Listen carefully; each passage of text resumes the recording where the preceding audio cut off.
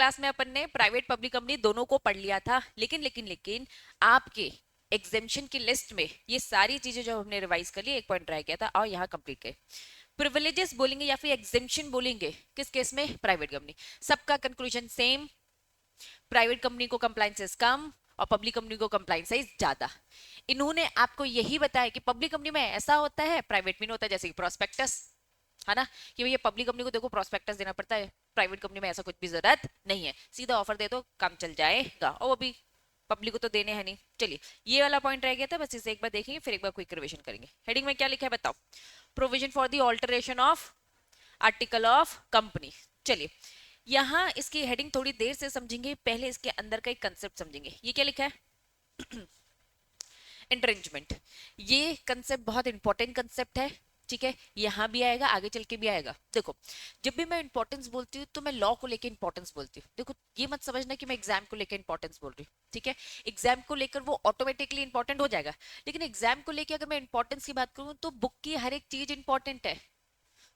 जो हमें लगता है कि ए वही है, बुक में लिखा है ना, एग्जाम में पूछा जा सकता है। कल का टेस्ट ही ले लो, भाव दिया था ऑल्टर ईगो को, थोड़ा कम भाव दिया था तुम लोगों ने, ठीक है, जिसने दिया था वेरी गुड, जिसने सोचा था नहीं भाई नहीं आएगा, भाई सबसे इंपॉर्टेंट क्या? डॉक्टर ने अल्टर वायरस, लेकिन ऑल्टर ईगो भी तो एग्जाम में आ सकता है ना। तो बुक में जो लिखा है एग्जाम में आने की 100% पॉसिबिलिटी है उसकी, क्योंकि इंस्टीट्यूट की मर्जी, वो कुछ भी देगा, ठीक है। लेकिन जब मैं बोलूंगा ना इंपॉर्टेंस, तो समझना लॉ को लेकर इंपॉर्टेंस है। शायद जब आप सीएस बन जाओगे तो इंटरव्यू में पूछा जाएगा, आर्टिकलशिप के इंटरव्यू जब होते तब पूछा जाता है ये सारी चीजें, नॉर्मली इंपॉर्टेंस, ठीक है। चलो तो आ जाओ, एंट्रेंचमेंट एक बहुत इंपॉर्टेंट प्रोविजन है, एंट्रेंचमेंट, ठीक है। आओ प्रोविजन ऑफ द एंट्रेंचमेंट है क्या, पहले थोड़ा सा कंसेप्ट समझेंगे। हम आर्टिकल को क्या करें? ऑल्टर। मुझे बताओ एओ को ऑल्टर करना मतलब क्या होता है? उसमें चेंजेस करें, ठीक है। चलिए समझना, private company can include a special clause.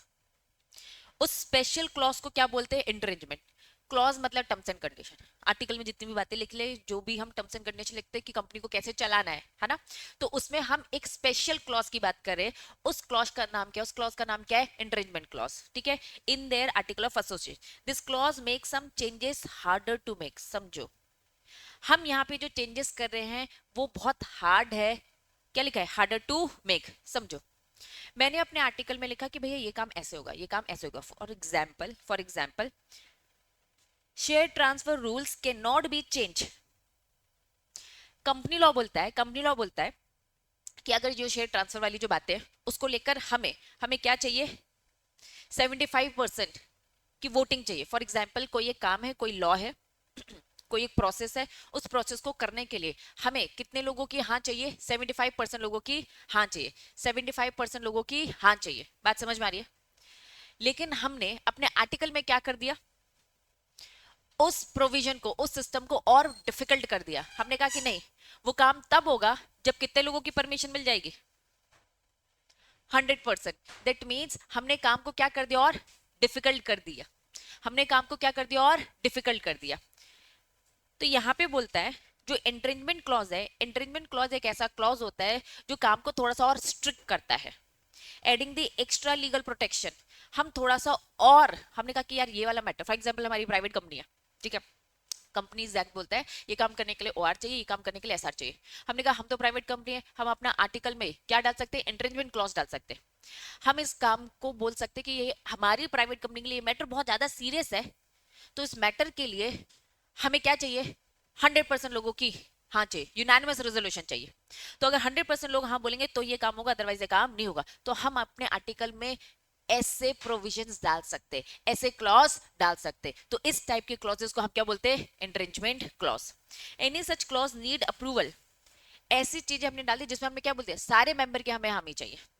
It ensure that important rules can not be change easily. ये हम क्यों डाल रहे हैं? हम इसलिए डाल रहे हैं ताकि कोई भी जो इंपॉर्टेंट रूल्स रेगुलेशन वो ऐसे आसानी से बदले ना जा सके विदाउट द स्ट्रिक्ट कंडीशन और द स्पेशल प्रोसीजर। तो एग्जाम्पल के तौर पे अगर शेयर ट्रांसफर को लेकर उन्होंने बोल दिया है कि भैया हमें 100% ही चाहिए, तो 100% अप्रूवल चाहिए। Even if law allow, law ने क्या बोल दिया? 75% से भी काम चल जाएगा, लेकिन अपने आर्टिकल को हमने ज्यादा स्ट्रिक्ट कर दिया है कि नहीं भाई 100% होगा तो ही ये शेयर ट्रांसफर हो पाएगा, अदरवाइज नहीं होगा। बातें समझ में आ रही है? तो हमने यहाँ पे क्या पढ़ा, हमारी हेडिंग क्या थी, हमारी हेडिंग क्या थी, प्राइवेट कंपनी को एग्जेम्पशन मिल रहा है और कुछ प्रिविलेजेस मिल रहे हैं, मतलब कि कुछ अच्छी चीजें मिल रही है, पब्लिक कंपनी में पॉसिबल नहीं है। किस केस में है ये, प्राइवेट कंपनी में। तो साफ अब आ जाओ पढ़ते। Provision of the alteration, public company अपने आर्टिकल को ऑल्टर कर सकती है, हाँ बिल्कुल कर सकती है। प्राइवेट कंपनी भी कर सकती है, हाँ, लेकिन प्राइवेट कंपनी को क्या फायदा दे दिया, आप चाहो तो अपने आर्टिकल को चेंज करने के लिए क्या कर सकते हो, एंडरिंजमेंट क्लॉज डाल सकते हो। मतलब जो लॉ बोल रहा है, लॉ से भी और ज्यादा स्ट्रिक्ट बन सकते हो। तो रीड करिए, article of association of the private limited company may contain, आप चाहो तो प्राइवेट कंपनी आपकी मर्जी, may contain the provision of the entrenchment to effect that specialized provision may alter only if condition या procedure as that may be more restrictive than the applicable in case of the special resolution are made. अगर law में लिखा है ये special resolution से काम चल जाएगा, 75% से भी काम चल जाएगा, लेकिन आप इसे और स्ट्रिक्ट करना चाहते हो 100%, तो यस आप कर सकते हो प्राइवेट कंपनी, ये आपके पास पावर है। Entrenchment clause in the article of the private company lead to give additional legal safeguard by placing this clause।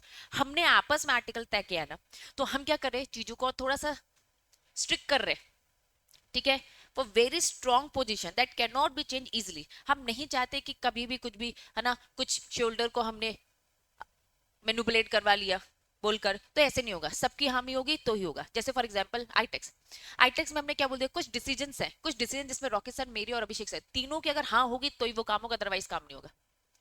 Generally कैसे चलता होगा, मेजोरिटी, ये काम करना है क्या, तीन में से दो ने भी हाँ बोल दिया, वो काम होगा, एक अगेंस्ट से कोई फर्क पड़ता नहीं। लेकिन हमने क्या बोल दिया, कुछ इंपॉर्टेंट काम है, डिसाइड कर लिया हमने, भाई इन चीजों के लिए तो हम तीनों की हामी जरूरी है, किसी एक ने भी ना बोला तो ये काम नहीं होगा। क्या बात समझ में आ रही है? तो हमने चीजों को क्या कर दिया, थोड़ा सा ज्यादा स्ट्रिक्ट कर दिया है, ताकि इजीली चीजें, है ना, जो इंपॉर्टेंट चीज है उन्हीं को लेकर हम करेंगे। अब चलते फिरते डेली की भैया स्कूल क्लास में हमें पेन खरीदना है कि नहीं खरीदना, पेंसिल खरीदना, इसके लिए हम क्या ये सब करेंगे क्या, छोटे मोटे कामों के लिए ये नहीं होगा, बड़े इंपॉर्टेंट कामों के लिए ये होगा। बात समझ में आ रही है? चलो, तो ये लिखा है certain amendment either more difficult, हम बस क्या कर रहे हैं, अमेंडमेंट्स को थोड़ा सा डिफिकल्ट कर रहे हैं ताकि आए दिन चेंजेस ना हो, ठीक है। Cumbersome मतलब भी डिफिकल्टी होता है, by way of the procedure. Check safeguard, all the member of the private company required to agree to entrenchment clause in the article. तो एंट्रेंचमेंट क्लॉज के लिए सबकी अप्रूवल जरूरी है। क्या एंट्रेंचमेंट क्लॉज समझ में आए? अभी हम क्या पढ़ रहे हैं, प्राइवेट कंपनी को ये प्रिविलेज है, लेकिन एंट्रेंचमेंट क्लॉज क्या होता है और डिटेल में आगे चल के चैप्टर्स में पढ़ेंगे, very very very important. Clear? बढ़ो आगे, चलो, ये सारी चीजें पढ़ ली थी, एक बार फटाफट क्विक रिवीजन। प्राइवेट कंपनी को क्या क्या छूट है, पहला इजी टू फॉर्म है, नेक्स्ट हम अपने आर्टिकल में क्या डाल सकते हैं, एंट्रेंचमेंट वाला क्लॉज डाल सकते हैं आर्टिकल को ऑल्टर करने के लिए। नेक्स्ट लेसर कंप्लाइंसेस है किसमें, issue of share. Lesser compliances है किसमें, मेंबर के रजिस्टर को क्लोज करने में, सब कंप्लाइंसेस कम है, ठीक है। लेसर कंप्लाइंसेस है किसमें, director of private company, appointment of women director, appointment of independent director, disqualification और एक्स्ट्रा कंडीशंस लिख सकते हो, वेकेशन में और अदर ग्राउंड्स लिख सकते हो। केएमपी प्राइवेट कंपनी को रखना जरूरी नहीं है, बस सीए से काम चल जाएगा, लेकिन भैया पब्लिक कंपनी को क्या बोला, भैया तुमको तो केएमपी रखना है, सीएफओ सीईओ सबको रखना पड़ेगा। ओवरऑल मैक्सिमम मैनेजर रेम्यूनरेशन किस में लगता है, पब्लिक कंपनी में लगता है। प्राइवेट कंपनी को बोला मैनेजर्स अपने हिसाब से तय करो, ठीक है। Next general meeting, AGM, sorry AGM में जो रिपोर्ट होगी पब्लिक कंपनी को एक्स्ट्रा देना पड़ती है। Audit committee, nomination remuneration committee, public company तुमको करना पड़ेगा, प्राइवेट को करने की जरूरत नहीं है। विजिल मैकेनिज्म पब्लिक करो, इंटरनल पब्लिक करो, कॉर्पोरेट सोशल रिस्पांसिबिलिटी पब्लिक में थोड़ी सी ज्यादा, इनमें थोड़ी सी कम। कुल मिला के सबका कंक्लूजन क्या है, पब्लिक में ज्यादा है और प्राइवेट में कम। तुम ये आंसर ऐसे नहीं लिख सकते, ये तुम कंक्लूजन में लिख सकते हो, क्योंकि आपको जब बातें लिखनी हो तो ठोस बातें लिखनी पड़ेंगी, अंदर का कंटेंट आपको लिखना पड़ेगा। लेस कंप्लायंस है तो क्या लेस कंप्लायंस है, बी स्पेसिफिक। डन, चलो पब्लिक हमने भी पढ़ लिया था, ठीक। आज कहां से स्टार्ट करना है बताओ, स्मॉल कंपनी से स्टार्ट करना है।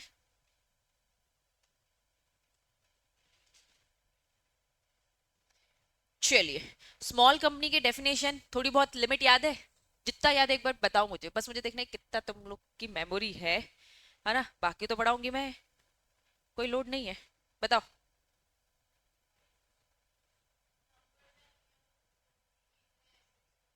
इतने एसेट्स होने चाहिए, ऐसे कुछ लिमिट थी? गुड, क्या थी लिमिट? पेड अप कैपिटल और 50 था, टर्नओवर भी कुछ था, थोड़े बहुत तो तुक्के सही जा रहे, थोड़े से एकदम इतने से है ना 2%। पेडअप शायद 2 करोड़ था। 2 करोड़ पुरानी लिमिट थी। पुराना याद रखते हो यार तुम लोग। स्मॉल कंपनी की डेफिनेशन साफ साफ आओ पहले। स्मॉल कंपनी की डेफिनेशन बोलूंगी, अभी थोड़ा बीच में ये सारी चीज स्किप करो। Small company means a company, क्या लिखा है, मुझे ये लाइन चाहिए ही चाहिए। Small company means other than public company, इसका मतलब क्या है, small company means private company. छोटी कंपनी मतलब प्राइवेट कंपनी। पब्लिक कंपनी अगर वो है तो वो छोटी कंपनी हमारी नजरों में है ही नहीं। क्या ये बात समझ में आ रही है? तो कहीं भी स्मॉल कंपनी आएगी तो दिमाग में क्या क्लिक हो जाना चाहिए, प्राइवेट ही होती है। ठीक, चलो। अब ये प्राइवेट तो होती है, अग्री, लेकिन प्राइवेट में भी तो पैसे बहुत ज्यादा और कम हो सकते हैं। प्राइवेट कंपनी भी कौन सी छोटी कंपनी कहलाएगी, वो जिसका पेड अप शेयर कैपिटल और टर्नओवर, पेड अप और टर्नओवर है ना, तुक्के मार मार के पहुंच ही गए थे तुम लोग कि पेड अप और टर्नओवर क्या है। चलो, जिसका पेड अप कैपिटल और टर्नओवर नॉट एक्सीड कितना, 4 करोड़, ठीक है, 4 करोड़ बोल दिया। लेकिन सच हायर अमाउंट, अब समझो, मैंने तुम्हारी कॉपी चेक करी और कॉपी चेक करते वक्त मुझे एक चीज रियलाइज हुई। मैंने तुम्हें कंसेप्ट बताया, प्रिस्क्राइब मतलब होता है सीजी के पास पावर।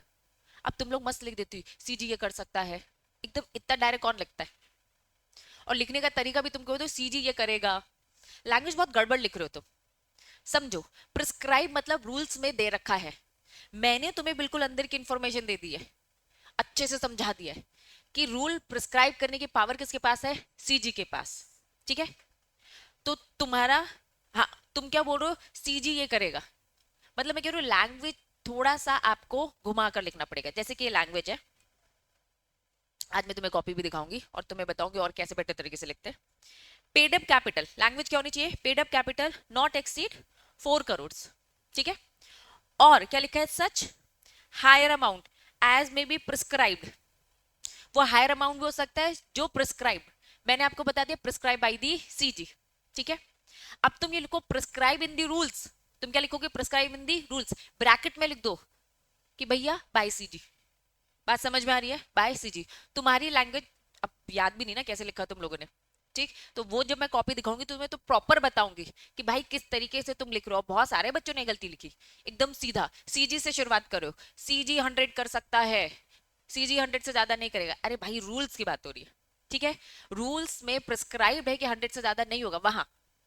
तो यहाँ पे क्या लिखा है, फिर से, कितनी लिमिट है स्मॉल कंपनी की, कितनी लिमिट है, 4 करोड़ है, लेकिन उससे हायर भी हो सकता है, वो हायर जो प्रिस्क्राइब्ड है, वो हायर जो कि प्रिस्क्राइब्ड है कहाँ, रूल्स में, फिर ब्रैकेट में लिखोगे बाय सीजी, ठीक है।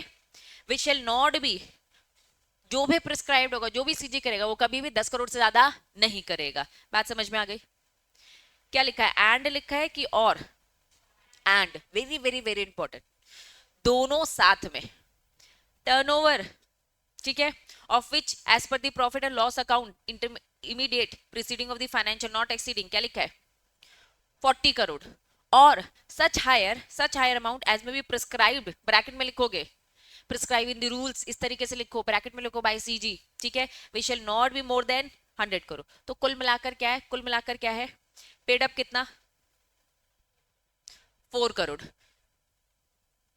जब चाहे रूल्स में सीजी बढ़ाकर क्या कर सकता है, 10 करोड़। एंड लिखना बहुत जरूरी, टर्नओवर कितना, 40 करोड़, एंड सॉरी, सीजी चाहे तो हायर प्रिस्क्राइब कर सकता है इन रूल्स, कितना याद रहेगा। ये एंड अगर किसी ने खाया, पूरी स्मॉल कंपनी की डेफिनेशन काट डालूंगी।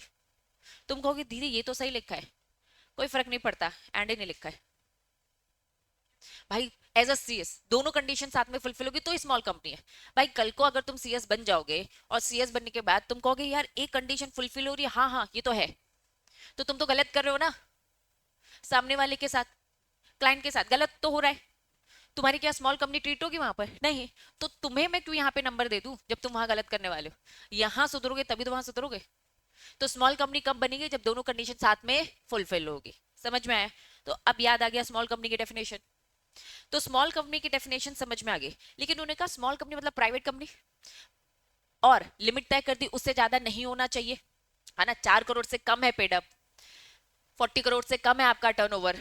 तो अगर आपका कम है तो इन्होंने साफ बोला जो ऊपर जितनी भी बातें बोली है ना ये एप्लीकेबल नहीं है। भाई होल्डिंग कंपनी हो सब्सिडी कंपनी तो बड़ी कंपनी हो गई। मान लो मैं सब्सिडी कंपनी हूँ, मेरी ये लिमिट क्रॉस हो रही है, ठीक है, इस लिमिट के मैं अंदर आ रही हूँ, मेरी लिमिट है, तो मेरे ऊपर एक बड़े कंपनी का हाथ है, मैं अगर सब्सिडरी हूँ तो मेरे ऊपर एक बड़ी कंपनी होल्डिंग कंपनी है, तो मैं कैसे स्मॉल कंपनी हो गई? बात समझ में आ रही है? या फिर मैं होल्डिंग कंपनी हूँ, लिमिट के अंदर आ रही हूँ, मेरी इतनी सारी सब्सिडरी है, दैट मीन मैं बड़ी कंपनी हूँ। कुल मिला के स्मॉल कंपनी छोटी कंपनी, और अगर आप छोटी कंपनी हो तो हम अब प्रिविलेजेस भी पढ़ेंगे। जैसे हमने प्राइवेट कंपनी के प्रिविलेजेस पढ़े, तो प्राइवेट कंपनी में भी छोटी कंपनी, उनको भी तो अच्छी खासी छूट मिलेगी।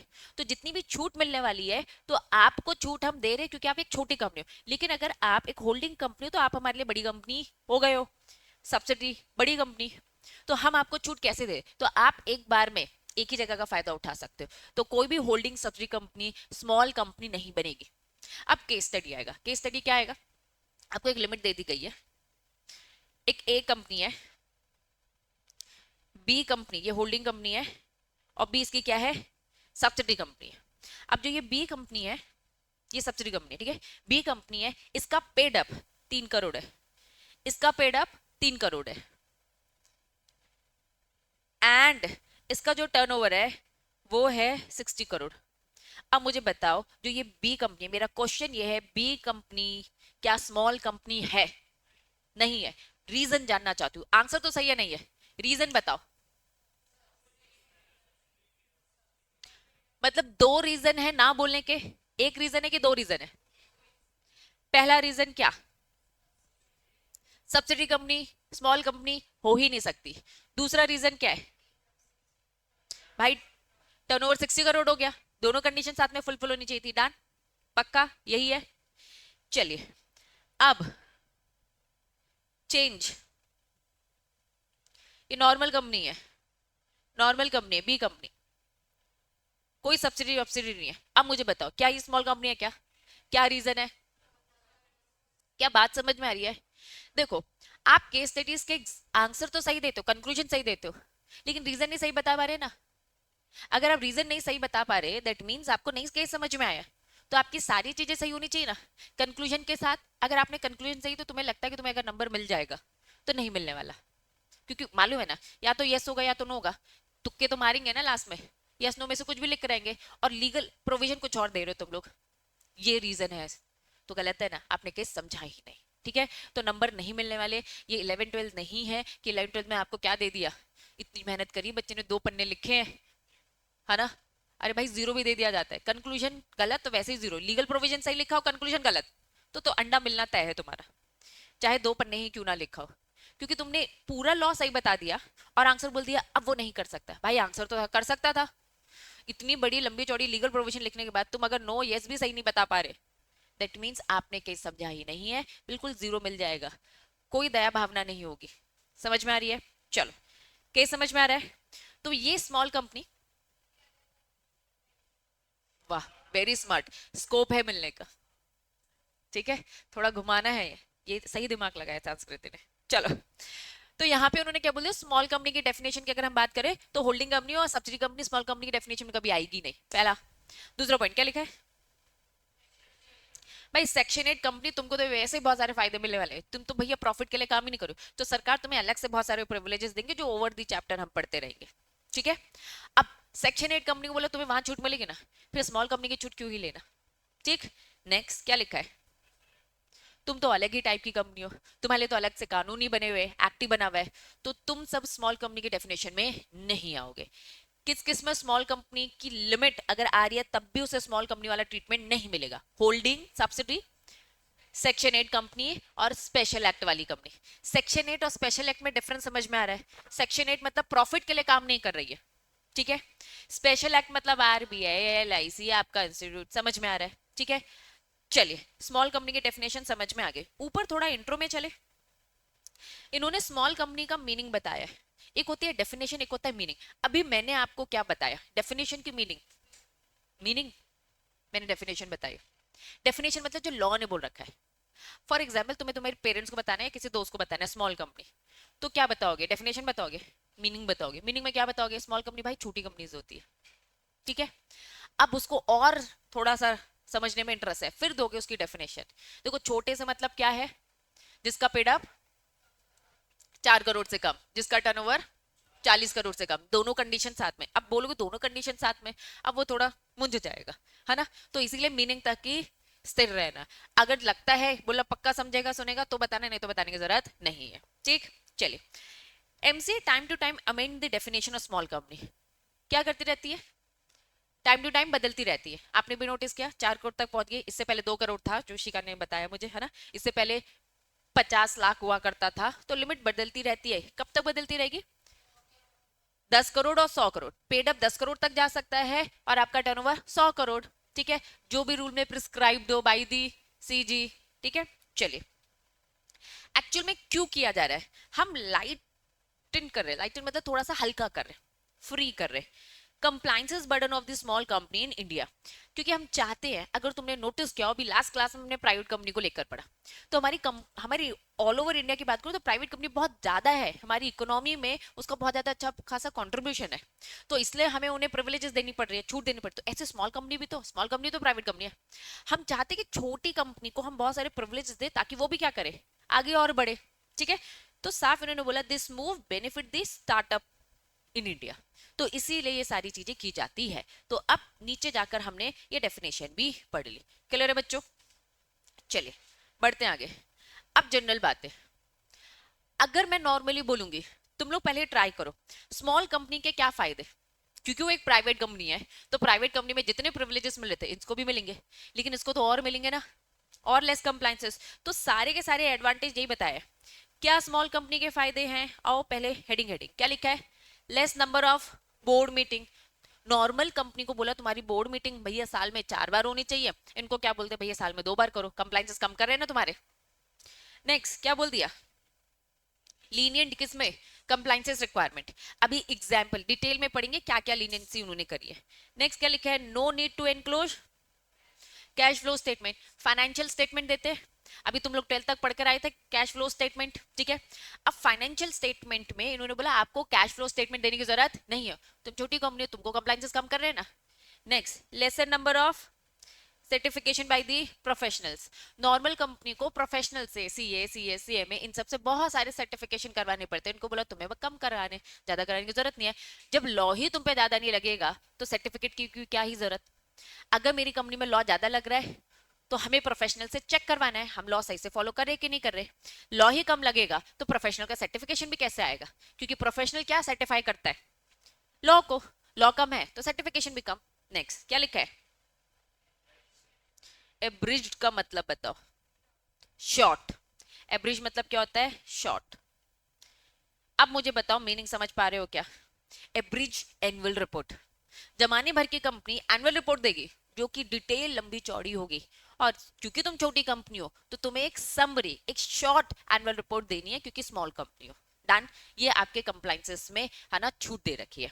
आओ डिटेल में पढ़ेंगे। सबसे पहला क्या लिखा, फाइल, हर साल आपकी एक एनुअल रिटर्न फाइल की जाती है, किसको, आरओसी को। डन, हर कंपनी की होती है, प्राइवेट पब्लिक सब। अब इन्होंने साफ बोला annual return of the private limited company classified. हम उस प्राइवेट लिमिटेड कंपनी की बात करें जो स्मॉल कंपनी है, स्मॉल कंपनी प्राइवेट कंपनी होती है, बात समझ में आ रही है। तो हम उस प्राइवेट कंपनी की बात करें जो स्मॉल है, उसकी एनुअल रिटर्न कौन साइन करेगा, सीएस। अगर सीएस नहीं है, बाया डायरेक्टर ऑफ दैट कंपनी, ठीक है। तो क्या बोल दिया, एनुअल रिटर्न साइन करने वाला सीएस होगा, सीएस अवेलेबल नहीं है तो तुम्हारा हम डायरेक्टर से भी काम चला लेंगे, छोटी कंपनी हो तो। डन।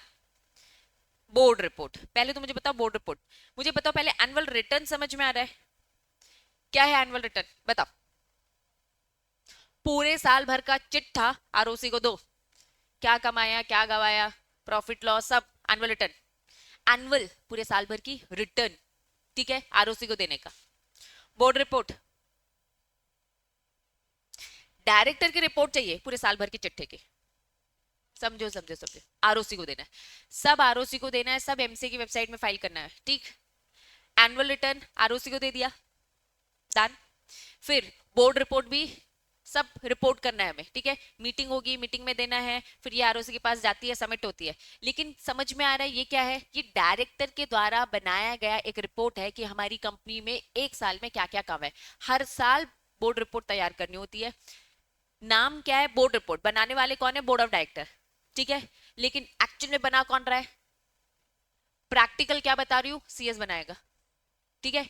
लेकिन तुम यहां नहीं लिखोगे, तुम लिखोगे रियल बात बताए, है ना, सीएस बना रहे। अरे भाई, बोर्ड डायरेक्टर को नहीं पता लॉ इतने कंप्लायंस, तो सीएस बनाएगा, लेकिन तुम ये नहीं लिखोगे। वो मैंने तुम्हें थोड़ा सा एक्स्ट्रा एज दे दिया है, तुम्हें ज्यादा इन्फॉर्मेशन दे दी है, ठीक है। लेकिन मुझे आंसर में दिखा बोर्ड रिपोर्ट वो रिपोर्ट होती है जो सीएस बनाता है। वो कहेंगे भाई ये तो बोर्ड की रिपोर्ट है ना, बोर्ड तैयार करेगा। अरे भाई, सीएस हेल्प करता है, पूरी असिस्ट करता है। बात समझ में? आंसर में मैंने अगर देखा, पिटोगे तुम लोग, ठीक। चलो, बोर्ड रिपोर्ट वो रिपोर्ट जो बोर्ड ऑफ डायरेक्टर तैयार करते हैं, पूरे साल भर में क्या क्या उन्होंने वर्किंग करी है। बेशक सीएस उसको असिस्ट करेगा। रियल लाइफ बोलूं तो सीएस ही बना रहा है, रियल लाइफ सीएस ही बना रहा है, ठीक है। As per the section 134 of 3 of the Companies Act, central government has prescribed, central government ने प्रिस्क्राइब किया, क्या प्रिस्क्राइब किया? एब्रिज्ड। अभी कुछ एब्रिज का मतलब बताया था, तो वो शॉर्ट क्या था, क्या था जरा बताओ, वो शॉर्ट क्या था? एनुअल रिपोर्ट की बात हो रही थी, ठीक है। ये किसकी बात हो रही है? Board report. नॉर्मल कंपनी को बहुत लंबा चौड़ा बोर्ड रिपोर्ट बनाना होता है, क्योंकि तुम स्मॉल कंपनी है, तुम्हारे लिए हमने क्या लेकर आए? ए ब्रिज बोर्ड रिपोर्ट, मतलब छोटी बोर्ड रिपोर्ट तुम्हें तैयार करनी है, सारी इंपॉर्टेंट बातें कवर करो स्मॉल कंपनी के लिए, ठीक है। चलिए, तो जो छोटी बोर्ड रिपोर्ट होगी उसमें कितने पॉइंट्स है काउंट करो, पॉइंट्स काउंट करो कितने? 11। मतलब जिन नॉर्मल जिसको बोर्ड रिपोर्ट बनाना है, मतलब बहुत ज्यादा पॉइंट्स होते हैं इसमें। बस इन्होंने क्या बोल दिए, ये वाली बातें बस कवर कर लेना। चलिए, क्या क्या कवर करना है, आओ। क्या लिखा है? वेब एड्रेस, वेब मतलब वेबसाइट। स्मॉल कंपनी, तुम्हारी जो वेबसाइट है उसमें तुम्हारे सारे एनुअल रिटर्न हमें मिल जाएंगे, एनुअल रिटर्न मिल जाएंगे। प्लीज वेबसाइट बता दो, बस वेबसाइट का नाम बता दोगे, एड्रेस बता दोगे, उसमें हम खुद देख लेंगे। नेक्स्ट, बोर्ड रिपोर्ट में और क्या होना चाहिए? आपने साल भर में कितनी मीटिंग करी। नेक्स्ट, क्या लिखा है? तुम अगर नोटिस करोगे तो बीच बीच में कोई कोई सेक्शंस दे दिए। ये सेक्शंस दिख रहे हैं आपको? ये सेक्शंस दिख रहे हैं? अभी आपने क्या वहां तक पहुंच चुके हो? जब ये सेक्शंस आएंगे तब हम फिर से रिपीट पढ़ेंगे, क्योंकि ये आपको अभी स्मॉल कंपनी के बारे में बता रहे हैं। तो बता रहे कि स्मॉल कंपनी में वो सेक्शन जब जब आएगा तो उसमें ये सारे आपको काम करने होते हैं। तो इस सेक्शन में अभी ध्यान नहीं देना है, सेक्शन अभी याद नहीं करना है, जब हम उधर पहुंचेंगे तो वहां सेक्शन की इंपॉर्टेंस अपने आप आ जाएगी। बस इन्होंने क्या बोल दिया, डायरेक्टर नाम से काम समझेंगे। क्या लिखा है? ध्यान दो इधर महक। Director responsibility statement, director responsibility statement मतलब डायरेक्टर की कुछ रिस्पॉन्सिबिलिटीज होंगी, उसका स्टेटमेंट कि आपने काम किया है कि नहीं किया अच्छे से, जो हम आगे चल के इस सेक्शन में पढ़ेंगे। लेकिन अभी बस उन्होंने कहा कि भाई ये सारी चीजें कवर कर लेना। और क्या? Details of the frauds report by the auditor, auditor ने जो आइडेंटिफाई किया बोर्ड रिपोर्ट में लिखो कि भैया हमने ऑडिट कराया था इस साल का, इस साल के ऑडिट में ऑडिटर ने ये पॉइंट आउट किया, ये बोर्ड डायरेक्टर अपनी रिपोर्ट में भी लिखेंगे, मतलब ऑडिट रिपोर्ट में भी दिखेगा और इसमें भी दिखेगा। Next, explanation or comment by the board on every qualification, reservation या फिर adverse remark disclaim by the auditor in his report। कुल मिलाकर सबका मतलब एक है। अभी डी वाले पॉइंट में क्या बोला?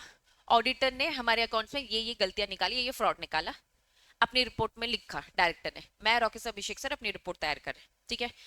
अब मैं ये रिपोर्ट तैयार कर रही हूँ, ठीक। इसमें मैंने लिखा कि इस साल जब हमने आईटेक्स का अकाउंट का ऑडिट कराया तो सीए ने आके हमें ये फ्रॉड बोला, ठीक है। ई पॉइंट में अब मैं अपना परसेप्शन दे रही हूँ, अपना ओपिनियन बता रही हूँ, रीड कर रही हूँ फिर से, एक्सप्लेन कर रही हूँ। कमेंट कौन? Board, board of director comment कर रहे हैं जो ये फ्रॉड हुआ था उसको लेके मेरा क्या ओपिनियन है। मैं कुछ क्वालिफिकेशंस दूंगी। यहाँ पे क्वालिफिकेशन मतलब मेरी डिग्री को लेकर नहीं है, क्वालिफिकेशन मतलब यहाँ पे क्या है, रिजर्वेशन मतलब क्या है, एडवर्स रिमार्क मतलब सबका मतलब एक है। कमेंट करूंगी, अपना ओपिनियन बताऊंगी, समझ में आ रहा है? अपने रिमार्क दूंगी कि भाई डिस्क्लेमर दूंगी कि जो ये ऑडिटर ने फ्रॉड निकाला है उसको लेकर क्या मेरा ओपिनियन है। बात समझ में आ रही है? नेक्स्ट, स्टेट कंपनी के अफेयर्स के बारे में बताऊंगी। कॉन्ट्रैक्ट अरेंजमेंट, आईटेक्स कंपनी ने जितने भी रिलेटेड पार्टी है, what do mean by related party? Rocky sir के भाई के साथ कोई बिजनेस धंधा किया है क्या? अभिषेक की सर की फैमिली के साथ किया है क्या? मेरी फैमिली के साथ कुछ किया है? रिलेटेड पार्टी ट्रांजैक्शन में थोड़ी सी ज्यादा नजर रखी जाती है। क्यों ज्यादा नजर रखी जाती है? क्योंकि ये रिलेटेड पार्टी है नॉर्मली किसी और से डील करते तो फेयर प्राइस में करते, रिलेटेड पार्टी है, पक्का कुछ लोचा हो सकता है। हम मना नहीं कर रहे अपने रिलेटेड पार्टी से तुम बिजनेस करो, लेकिन हमें थोड़ा सा अलग से बता दो ये रिलेटेड पार्टी, ताकि उस पर थोड़ी सी ज्यादा नजर रख सके, कंपेयर कर सके। मार्केट में देते तो इतने का देते हो, अब देखो ये सगा है ना तो इसमें कम में दिया या ज्यादा में दिया, वट एवर जो भी सिचुएशन है। तो जितने भी रिलेटेड पार्टी कॉन्ट्रैक्ट्स है बताओ हमें बोर्ड रिपोर्ट में, ताकि शोल्डर उसमें क्वेश्चन कर सके। बात समझ में आए? फेयर डील होनी चाहिए, इसीलिए बताना पड़ेगा। नेक्स्ट क्या लिखा है? जो भी फाइनेंशियल स्टेटमेंट उसकी एक समरी बता दो शॉर्ट में। मटेरियल चेंज, मटेरियल मतलब क्या? सारे इंपॉर्टेंट चेंजेस बताओ, नेचर ऑफ बिजनेस बताओ, इफेक्ट्स बताओ, उसमें क्या फाइनेंशियल पोजीशन में आ रहा है, आप इस साल क्या चेंज करो, इस साल हम ब्रांच खोल रहे हैं, कोई भी मटेरियल चेंज कुछ भी जिससे आपके बिजनेस को इफेक्ट होता है, वो सारी इंपॉर्टेंट बात बताएंगे हम अपनी डायरेक्टर की रिपोर्ट में। Next, details of the director, जो भी आपने अपॉइंट किया है या फिर जो भी इस साल रिजाइन हुए, कितने नए डायरेक्टर आए, कितने गए, सब बताओ। Details of the significant material orders pass by the regulator court tribunal, इस साल, इस एक साल हम हर साल अपनी एक रिपोर्ट तैयार करते हैं, इस साल हम पे कितने केस हुए, किस पे किसने हमें ऑब्जेक्शन रेज किया, ये सारी चीजें हमें बतानी है। बना क्या रहे? बोर्ड ऑफ डायरेक्टर की रिपोर्ट, लेकिन ये एब्रिज्ड है, मतलब कि नॉर्मल जो दूसरी कंपनीज होंगी इनको और 10 पॉइंट लग जाते हैं। एवरेज है ना, ये तो शॉर्ट फॉर्म है। तो डायरेक्ट अपनी रिपोर्ट में पूरे एक साल में क्या क्या हुआ ये सब लिखेगा, ये सब इंपॉर्टेंट बात है। Done, continue. नोटिफिकेशन जो डेट आई थी उसमें उन्होंने बोल दिया इस डेट को स्मॉल कंपनी, सेक्शन अभी हमें नहीं पता है, सेक्शन 143 रीड बस करो 3 क्लॉज 1 नॉट अप्लाई।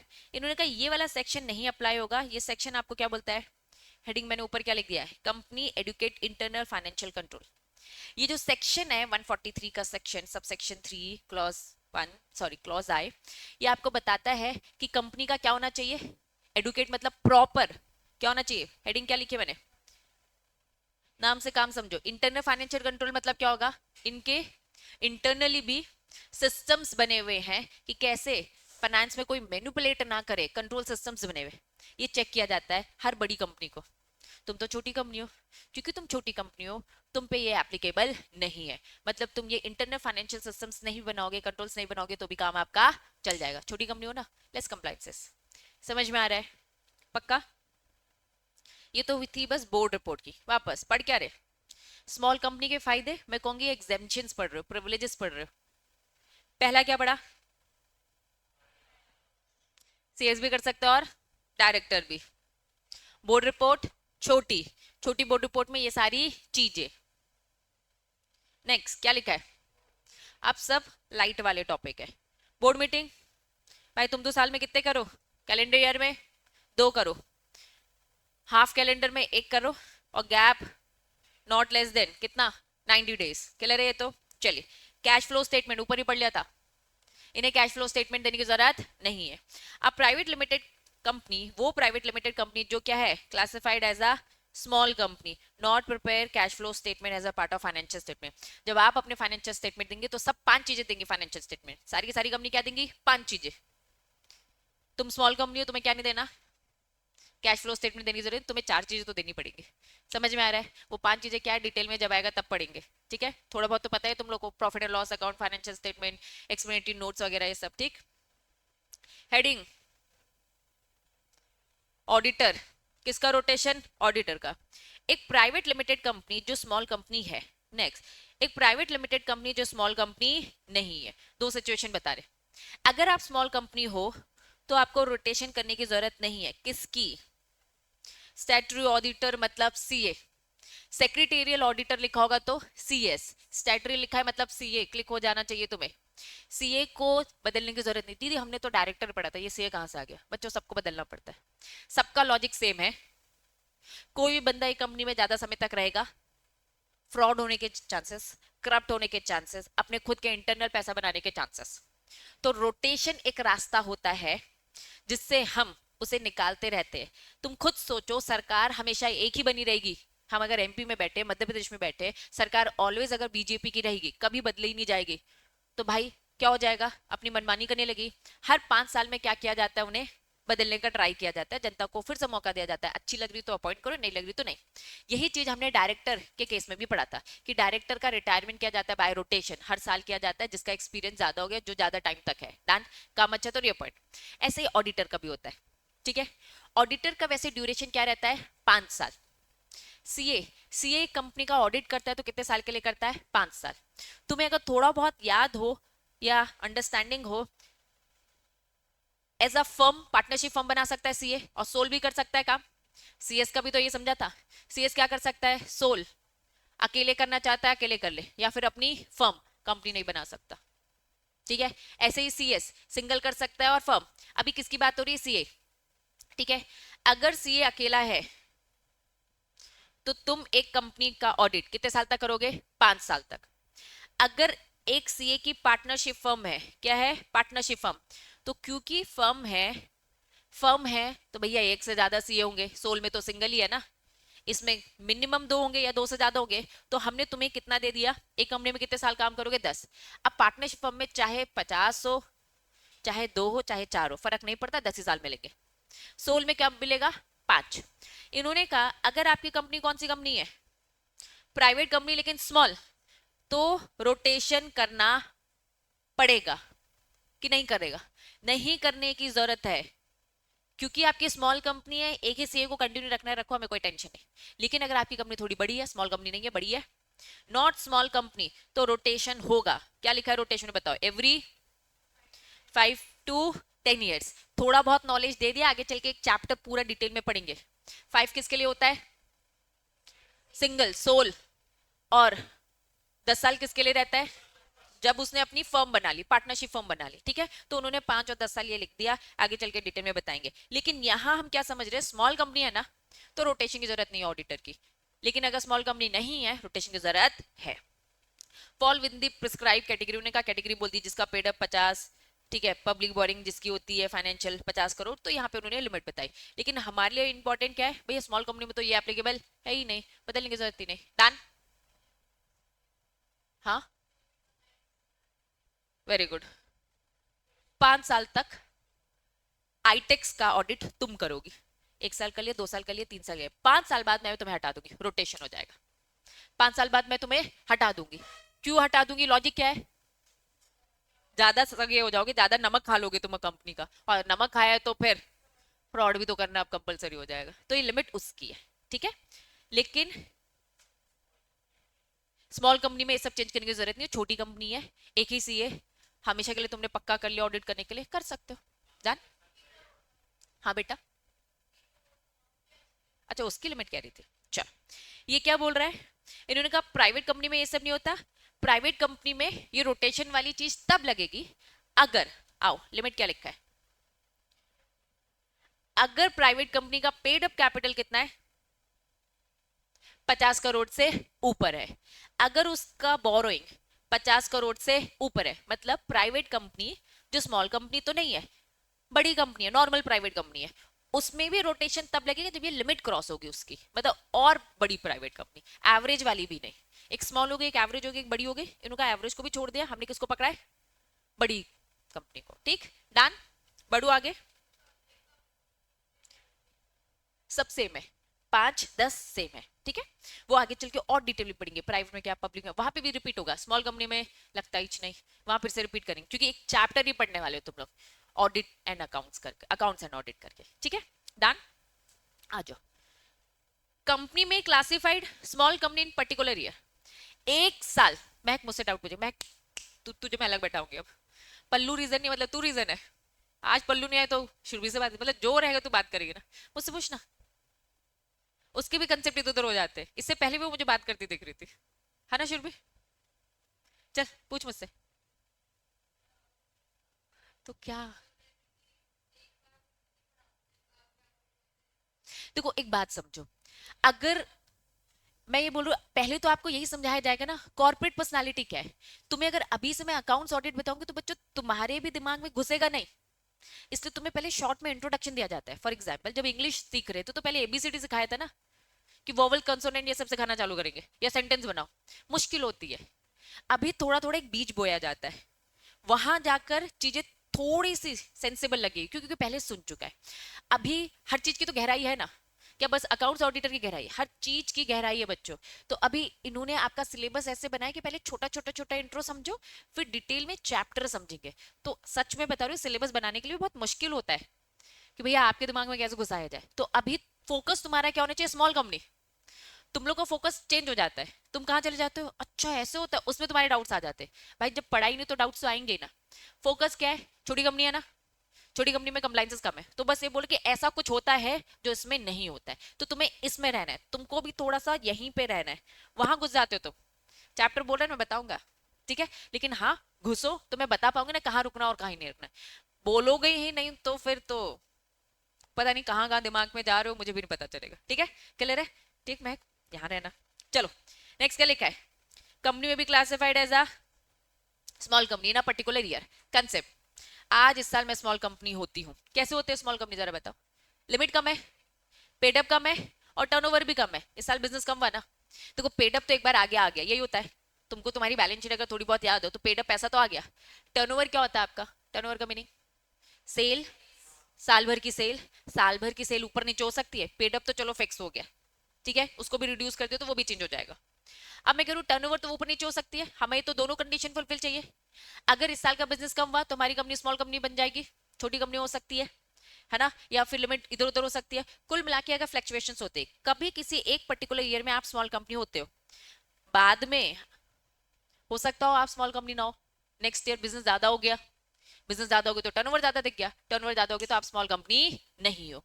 तो क्या इज इट पॉसिबल कि फ्लक्चुएशंस हो, एक साल में आप स्मॉल कंपनी हो, नेक्स्ट ईयर में आप स्मॉल कंपनी नहीं हो, फिर नेक्स्ट ईयर में आप स्मॉल कंपनी वापस से आ गए, क्यों, क्योंकि टर्नओवर वापस से कम हो गया। तो हाँ ये पॉसिबल है, मैं again eligible again in the subsequent year. तो केस स्टडी इसी में बनाकर पूछ लिया जाएगा कि भाई 2020 में 2020-21 में आपकी लिमिट क्या थी, 2 करोड़ थी, एंड पहला पेडअप बता रही हूँ, दूसरा टर्नओवर बता रही हूँ, ठीक है। 2021 में आपकी लिमिट 2 करोड़ थी और ये क्या था, 4 करोड़। लिमिट हो कि नहीं हो स्मॉल कंपनी, बताओ बताओ। हाँ स्मॉल कंपनी है, ठीक है। चलिए फिर नेक्स्ट ईयर में 21 से 22 आपका पेडअप कैपिटल 2 ही करोड़ है, लेकिन आपका टर्नओवर 60 करोड़ हो जाता है। स्मॉल कंपनी हो कि नहीं हो, नहीं हो। यहां थे आप 22 से 23 में बिजनेस लो हो गया, भैया आप 30 करोड़ में आ गए, स्मॉल कंपनी हो। तो ये बस आपको यही बोल रहा है कि पर्टिकुलर ईयर में आप हो, फिर आप इनएलिजिबल हो, फिर आप हो। इज इट पॉसिबल, हाँ पॉसिबल है। क्यों, क्योंकि आपका टर्नओवर जो बिजनेस है, बिजनेस टर्नओवर क्या होता है, सेल के ऊपर होता है, सेल कम ज्यादा आपकी हो सकती है, तो उस हिसाब से आपको छूट मिलेगी और छूट नहीं मिलेगी। जब आप एलिजिबल नहीं हो तो आपको छूट भी मिलने वाली नहीं है। कंसेप्ट क्लियर है।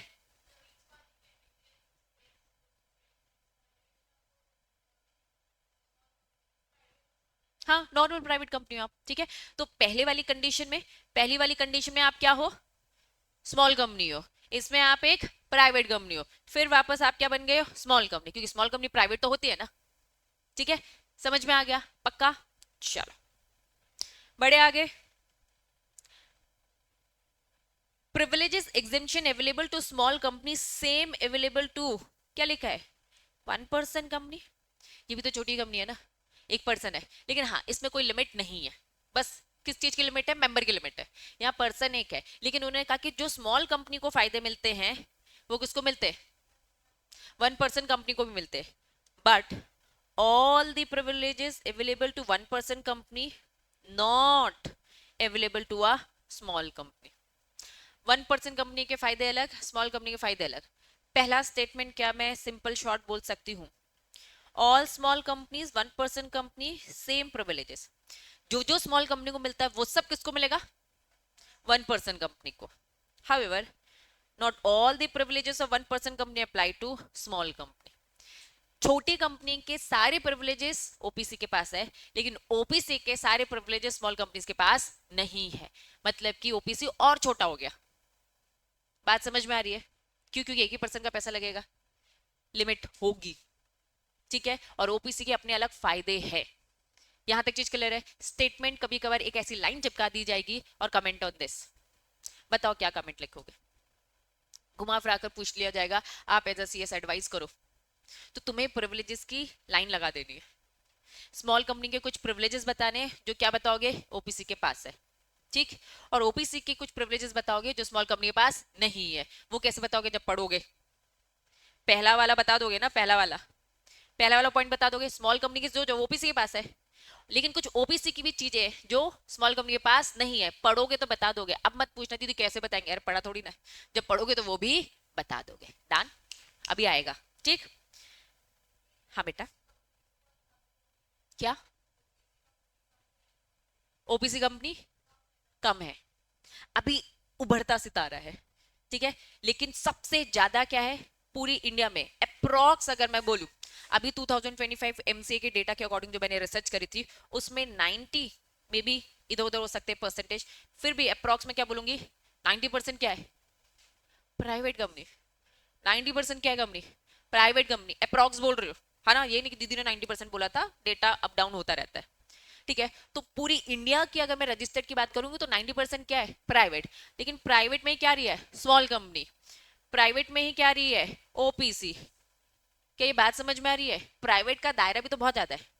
पब्लिक कंपनी और जो भी लिस्टेड कंपनी है वो जो आपको दिखती है ना, वो 10% है। मतलब प्राइवेट कंपनी के बारे में आपको पता ही नहीं है कितनी प्राइवेट कंपनीज होती है। क्या ये बात समझ में आ रही है? प्राइवेट कंपनी छुपी कंपनी भी तो होती है, दिखती कहाँ है? पब्लिक कंपनी तो तुम्हें दिख रही है, मतलब बॉम्बे नेशनल स्टॉक एक्सचेंज में जितनी भी कंपनी दिख रही है पब्लिक लिस्टेड कंपनी, वो क्या है 10% ही है। और पूरी 10% भी नहीं है, क्योंकि पब्लिक कंपनी दो टाइप के होते हैं ना, लिस्टेड और अनलिस्टेड। तुमको जो दिख रही है वो कौन सी दिख रही है? Public listed. तो सच बता रही हूँ 90% कंपनी एक्चुअली में अच्छा खासा पैसा छाप रही है, अच्छा खासा, ठीक है। जितनी भी कंपनीज अगर तुम देखोगे जिसका अभी तक आईपीओ नहीं आया और तुम उनका ब्रांड वगैरह यूज करते हो, थोड़ा कभी नाम पूरा कंप्लीट पढ़ लेना, उसमें लिखा होता है दिस इज प्राइवेट। तुम कोक ये सब पीते हो, एक बार बॉटल उठा के देख लेना, आधे से ज्यादा चीजों में क्या लिखा हो, जितने ब्रांड तुम खाते पीते हो चटर पटर देखना प्राइवेट लिमिटेड, इतने बड़े ब्रांड और लिखा होगा प्राइवेट लिमिटेड, तुमको कि अच्छा ये प्राइवेट लिमिटेड कंपनी है। एक्चुअली में जब तुम ध्यान देना चालू करोगे ना तो तुम्हें समझ में आएगा भैया प्राइवेट है। अब जितना भी चटर पटर है ना कचड़ा खाते हो तुम लोग, एक बार उस कंपनी का नाम उठा के देख लेना, मोस्ट ऑफ द कंपनी क्या निकलेगी प्राइवेट लिमिटेड, देखेंगे, ठीक है। चलो, तो प्राइवेट कंपनी को इतने सारे प्रिविलेज देना बनता है, ठीक।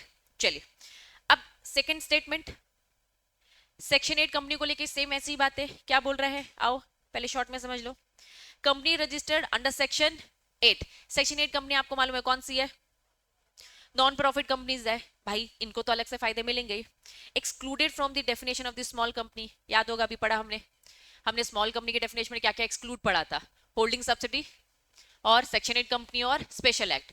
तो सेक्शन 8 कंपनी को बोला भैया तुम तो स्मॉल कंपनी हो ही नहीं, अगर तुम स्मॉल कंपनी नहीं हो therefore section 8 company cannot be classified as small company even if it's a private company।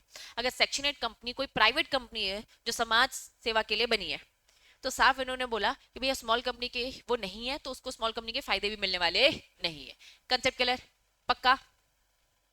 Next heading, कोई हेडिंग नहीं है 6 पॉइंट लिखो, तुम्हारी बुक बहुत आधे ज्यादा प्रेजेंटेशन में खराब है।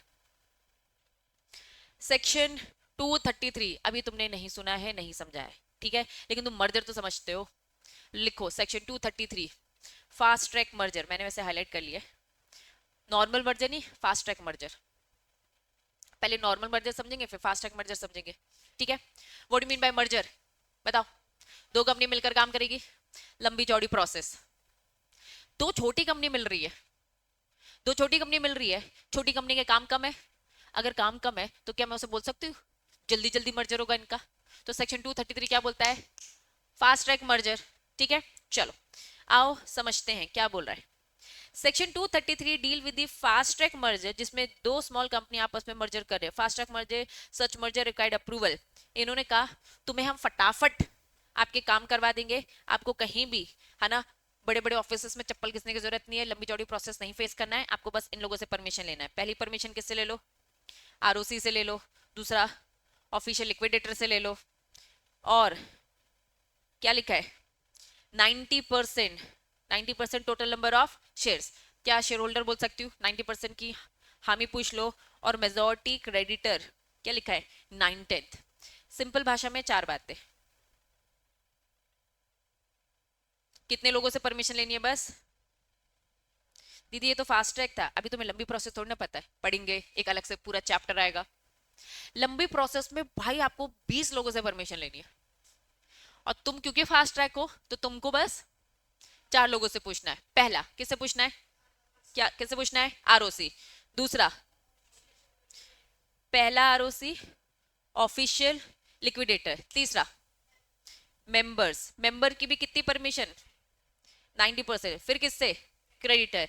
अगर तुम्हारी कंपनी ने लोन लिया है तो भैया क्रेडिटर से भी पूछो, किसी और से मर्ज करने जा रहे हो, उनके पैसे का क्या होगा, कैसे चुकाया जाएगा, उनसे एक बार बात कर लो।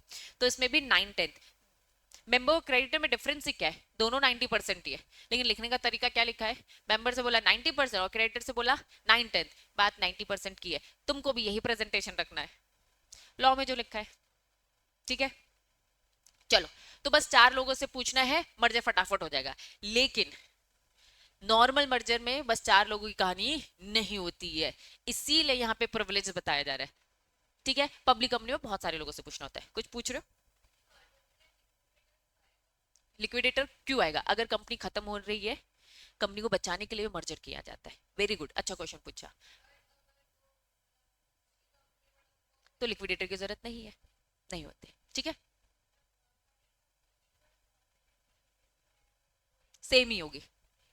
कंपनीज एक्ट के अकॉर्डिंग स्मॉल कंपनी मतलब यही होता है, ठीक है। अब तुम एक अलग से एक्ट पढ़ोगे कहीं और जमाने में, माइक्रो मीडियम एंटरप्राइजेस एक्ट एक अलग पढ़ोगे, अगर उनकी डेफिनेशन में अलग दे रखा है तो वो अलग है। इट वाज जस्ट लाइक का कि भैया हर एक्ट को देखना है। कंपनीज एक्ट के अकॉर्डिंग स्मॉल कंपनी क्या है, 4 करोड़, 40 करोड़, दैट्स इट।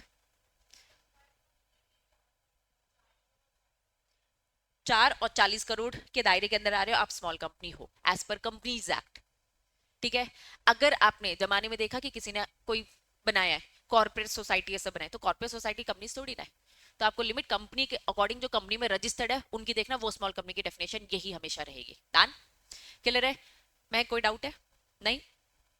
तो यहां इन्होंने बस बोल दिया फास्ट ट्रैक मर्जर एक प्रिविलेज है, तुम्हें फास्ट ट्रैक वाला रूट मिलता है जो बाकियों को नहीं मिलता है।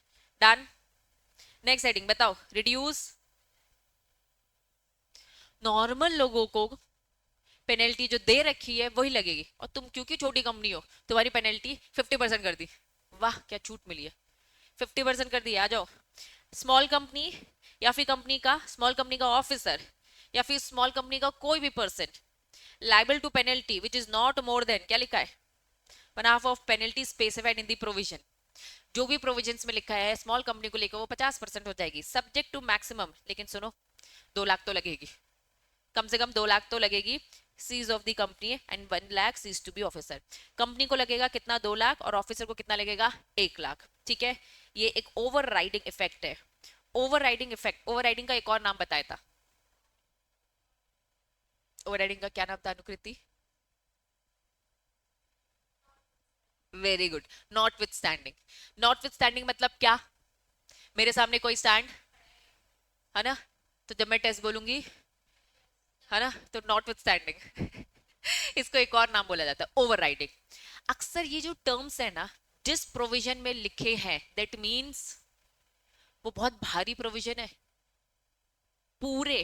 तुम पढ़ना लिखा क्या है, ओवर राइडिंग इफेक्ट क्या लिखा है, लैंग्वेज रीड करो, over riding effect any other contradictory provision of the act. Act में कहीं कुछ भी लिखो मैं नहीं मानूंगा, मेरी बातें ही सबसे ज्यादा ऊपर इंपॉर्टेंस दी जाएगी।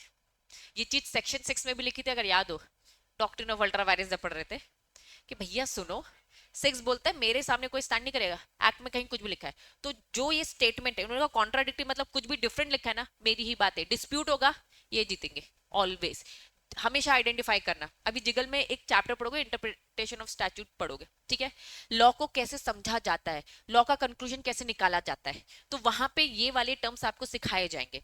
ये तो जैसे जैसे आता जा रहा है ये मैं समझाते जाऊंगी, लेकिन एक साथ कंपाइल करके जो आप पढ़ते हो वो वहां पढ़ते हो, ठीक है। तो कहीं किसी सेक्शन में लिखा है, किसी एक्ट में लिखा है ना, दैट मीन्स उसकी बात मानी जाएगी। इंडिया में बाकी कहीं कुछ भी बोल रहे हैं हम नहीं मानने वाले, दूसरे एक्ट में दूसरा कुछ भी बोला तब भी हम सुनने वाले नहीं है। तो तुम्हें लैंग्वेज लॉ की पढ़ते बननी चाहिए। तो ओवर राइडिंग, नॉट स्टैंडिंग, ये जो टर्म्स आएंगे उनको थोड़ा सा और अच्छे से डिटेल करके समझेंगे, क्लियर है। अब लास्ट क्या बोला है, स्मॉल कंपनी क्या लिखा है, नो नेसेसरी सर्टिफिकेशन ई फॉर्म, यहाँ तो अब हमें बुरा लग रहा है, कंप्लाइंसेस कम है ना, तो भाई ये सब भी कम हो गए। तो कुल मिलाकर स्मॉल कंपनी के फायदे समझ में आए? फटाफट एक क्विक रिवीजन। पहला फायदा बताओ, एनुअल रिटर्न। दूसरा, बोर्ड रिपोर्ट क्या था, एवरेज इनकी अलग है, कम है ना, हमें तो ज्यादा लगा दीदी, अभी ज्यादा पढ़ा नहीं है ना इसलिए ये ज्यादा है, जब वो पढ़ लोगे तो एक कम लगने लगेगा। बोर्ड मीटिंग, नॉर्मल को 4 होती है, इनको क्या बोला, साल में 2। कैश फ्लो स्टेटमेंट सबको देना पड़ता है, इनको क्या बोला, छूट, देने की जरूरत नहीं है। Rotation of auditor, small company को नहीं होगा, नॉर्मल कंपनीज को होता है। नेक्स्ट, बाकी कंपनी को बोला जाता है मर्जर फॉलो करो, इनको क्या बोला, फास्ट ट्रैक मर्जर फॉलो करो। समझ में आ रहा है?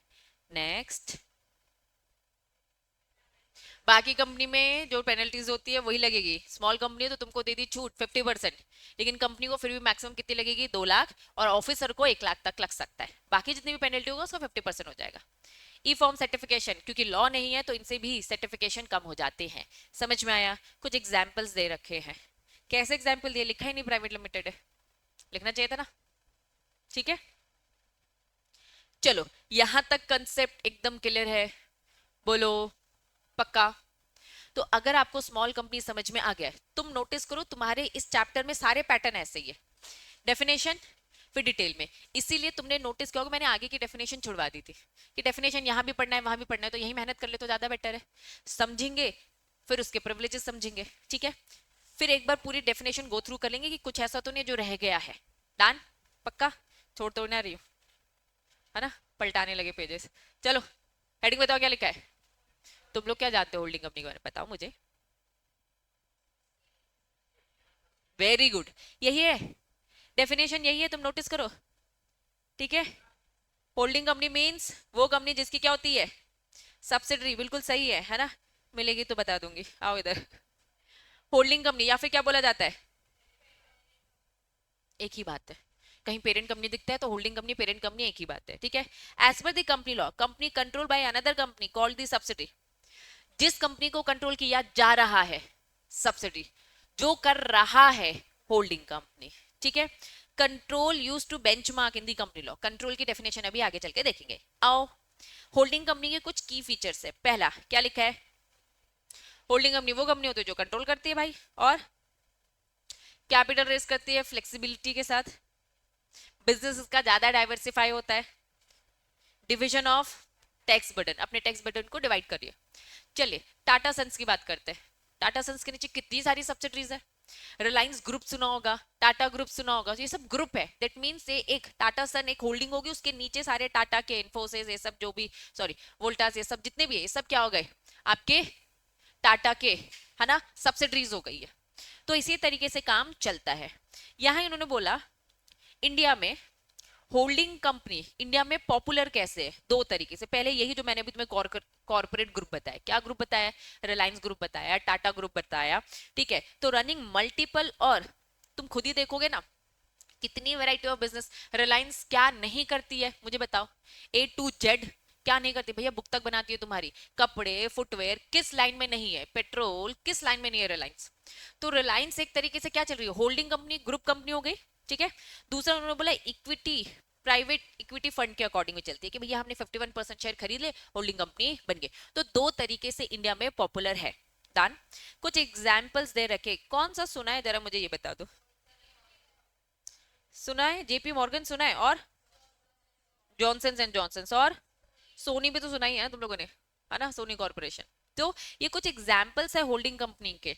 ठीक है, सब एग्जाम्पल एग्जाम्पल दिए, एक बार खुद से रीड करोगे। इंपॉर्टेंट क्या हेडिंग लिखी है,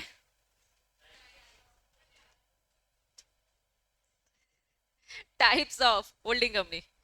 चलो हेडिंग क्या लिखा है बताओ, प्योर होल्डिंग, प्योर होल्डिंग मतलब नॉर्मल होल्डिंग क्या होगा, मैं होल्डिंग कंपनी, तुम सब मेरी सब्सिडी, मैंने भाविका की कंपनी के 51% खरीदे, विधि के खरीद लिए, सांस्कृतिक खरीदे, अनुकृति खरीदे, दिशा के, इशिका के खरीद लिए, प्योर होल्डिंग। डन? मीनिंग पढ़ो एक बार क्या लिखा है, holding company describe pure it was form for sole purpose, क्या कर रहे, ओन कर रहे, क्या ओन कर रहे, stock in the another company.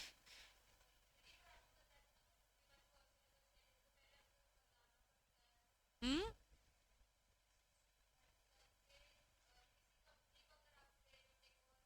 Good, take over बोल दिया ना तूने, टेक ओवर कर दिया ना, ठीक है। तो टेक ओवर करना क्या है?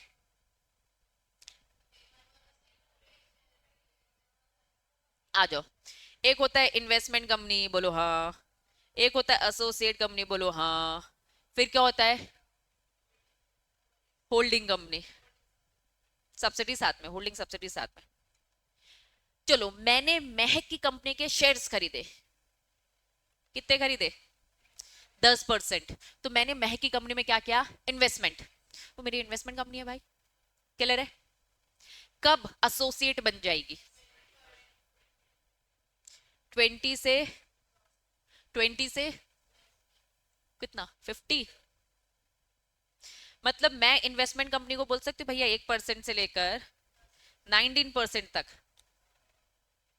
अगर मैंने 19% इन्वेस्ट किया महक की कंपनी में, तो अभी वो मेरी कंपनी कौन सी है? इन्वेस्टमेंट। जिस दिन 20% एक और परसेंट खरीद लिया, तो महक की कंपनी मेरी क्या हो जाएगी? एसोसिएट कंपनी हो जाएगी। डन, यहां तक क्लियर है? पक्का? 50% तक में। जिस दिन 51% से 100% तक खरीद लिया, होल्डिंग सब्सिडी का रिश्ता। ठीक है, रुको रुको रुको रुको, यहां तक चीज क्लियर है? अभी समझो, मैं एक प्राइवेट कंपनी हूँ, महक भी एक प्राइवेट कंपनी है। समझो, सिचुएशन समझो। एक प्राइवेट कंपनी दूसरी प्राइवेट कंपनी के अगर शेयर्स खरीद रही है, तो भाई पहला लेवल इन्वेस्टमेंट है। इसी कंपनी को और शेयर्स खरीद लेती हूँ, 5% और खरीद लेती हूँ, क्या हो जाते हैं? एसोसिएट। और खरीद लेती हूँ तो मैं होल्डिंग बन जाऊंगी, और वो मेरी सब्सिडी। यहां तक क्लियर है? चलो, महक सॉरी, सांस्कृतिक का क्वेश्चन क्या है? हाँ, अब समझो, हम दोनों तो प्राइवेट कंपनी है ना। ये एमपी गवर्नमेंट आती है, एमपी की सरकार आती है और बोलती कि क्या वो महक के शेयर्स खरीद सकती है? मैंने तो 100% खरीद लिया, क्या वो महक के शेयर्स खरीद सकती है? अब उनको मुझसे खरीदने पड़ेंगे। महक के खरीद, दैट मीन्स उन्हें मेरे शेयर खरीदने पड़ेंगे। क्या बात समझ में आई? पक्का? अब एमपी गवर्नमेंट ने मेरे शेयर्स खरीद लिए 100%, चलो 51% खरीद लिए। तो अब एमपी सरकार तो है ही, सरकार ने मेरी शेयर्स खरीद लिए, तो अब मैं भी क्या हो गई? गवर्नमेंट कंपनी हो गई। जिस दिन सरकार खरीदेगी ना, उस दिन हम सरकारी कंपनी बनते। बाकी एक दूसरी कंपनी हम खरीदते बेचते रहते, इसमें क्या है? यहां तक चीज क्लियर है? अभी महक तेरे डाउट में आ रही, तेरा डाउट क्लियर हो गया? महक ने पूछा दीदी टेक ओवर करना, मैं कब टेक ओवर करूंगी, कब सिचुएशन आएगी टेक ओवर करने के? नहीं, टेक ओवर करना मतलब कंट्रोल लेना। अगर मैं किसी कंपनी को टेक ओवर कर रही हूं, मतलब कम से कम 51% आना चाहिए। तो टेक ओवर की सिचुएशन कब आएगी? 51 की, है ना? लेकिन लॉ बोलता है एक बार में 51 हम खरीद ही नहीं सकते, इम्पॉसिबल है। ठीक, प्राइवेट डील्स में पॉसिबल है, प्राइवेट डील में पॉसिबल। महक की कंपनी प्राइवेट, मैं प्राइवेट, चुपचाप जाके मैंने बात कर ली, भैया बेचोगी? तो उसने बोला कि हाँ ठीक है, तो मैं प्राइवेटली टेक ओवर कर सकती हूँ। लेकिन अगर महक की कंपनी एक पब्लिक कंपनी और लिस्टेड कंपनी है, तो अब मैं आसानी से इसके शेयर नहीं खरीद सकती। क्यों? क्योंकि शेयर में स्प्रेड होंगे। तो फिर यहाँ पे सेबी आता है और सेबी बोलता है कि थोड़ा भी शेयर खरीदोगे तो आपको न्यूज़पेपर में छपवाना पड़ेगा। तो वो लॉ आता है, लेकिन ये कब आते हैं? पब्लिक कंपनी के केसेस में, ये बड़े होते हैं केसेस। अभी प्राइवेटली लेवल में ऐसा कुछ भी नहीं होता है। मैंने तो चुपचाप तुम्हारी खरीद ली। कितनी प्राइवेट कंपनी का क्या हो रहा है तुमको पता चल रहा है क्या? बताते भी है तो भी पता नहीं चलता है, प्राइवेटली हो रहा है। पब्लिक कंपनी की चीजें तुम्हारे तक बात पहुंचती है, क्योंकि न्यूज़पेपर, न्यूज चैनल, इन सब में खबरें आती हैं। वो सब पब्लिक कंपनी को लेकर आती है। बात समझ आई? तो तुम्हारा डाउट पब्लिक कंपनी को लेकर था, तुम्हारा डाउट क्लियर हो गया? और किसी का डाउट है क्या?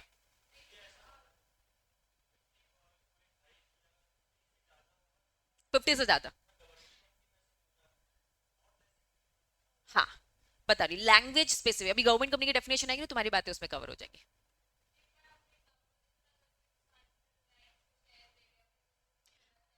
वही मैं कह रही हूँ, रिलायंस कंपनी पब्लिक चेहरा है, उसके शेयर मैंने कहा ना, न्यूज़पेपर में पहले खबर, फिर बेचो। उनका शेयर आसानी से नहीं खरीद सकते, मतलब उनको टेक ओवर करना मुश्किल है।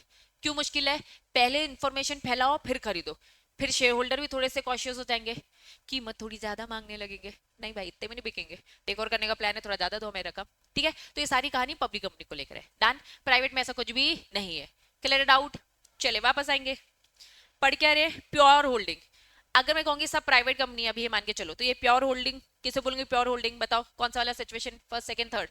थर्ड वाला। 51% खरीदा, प्योर होल्डिंग।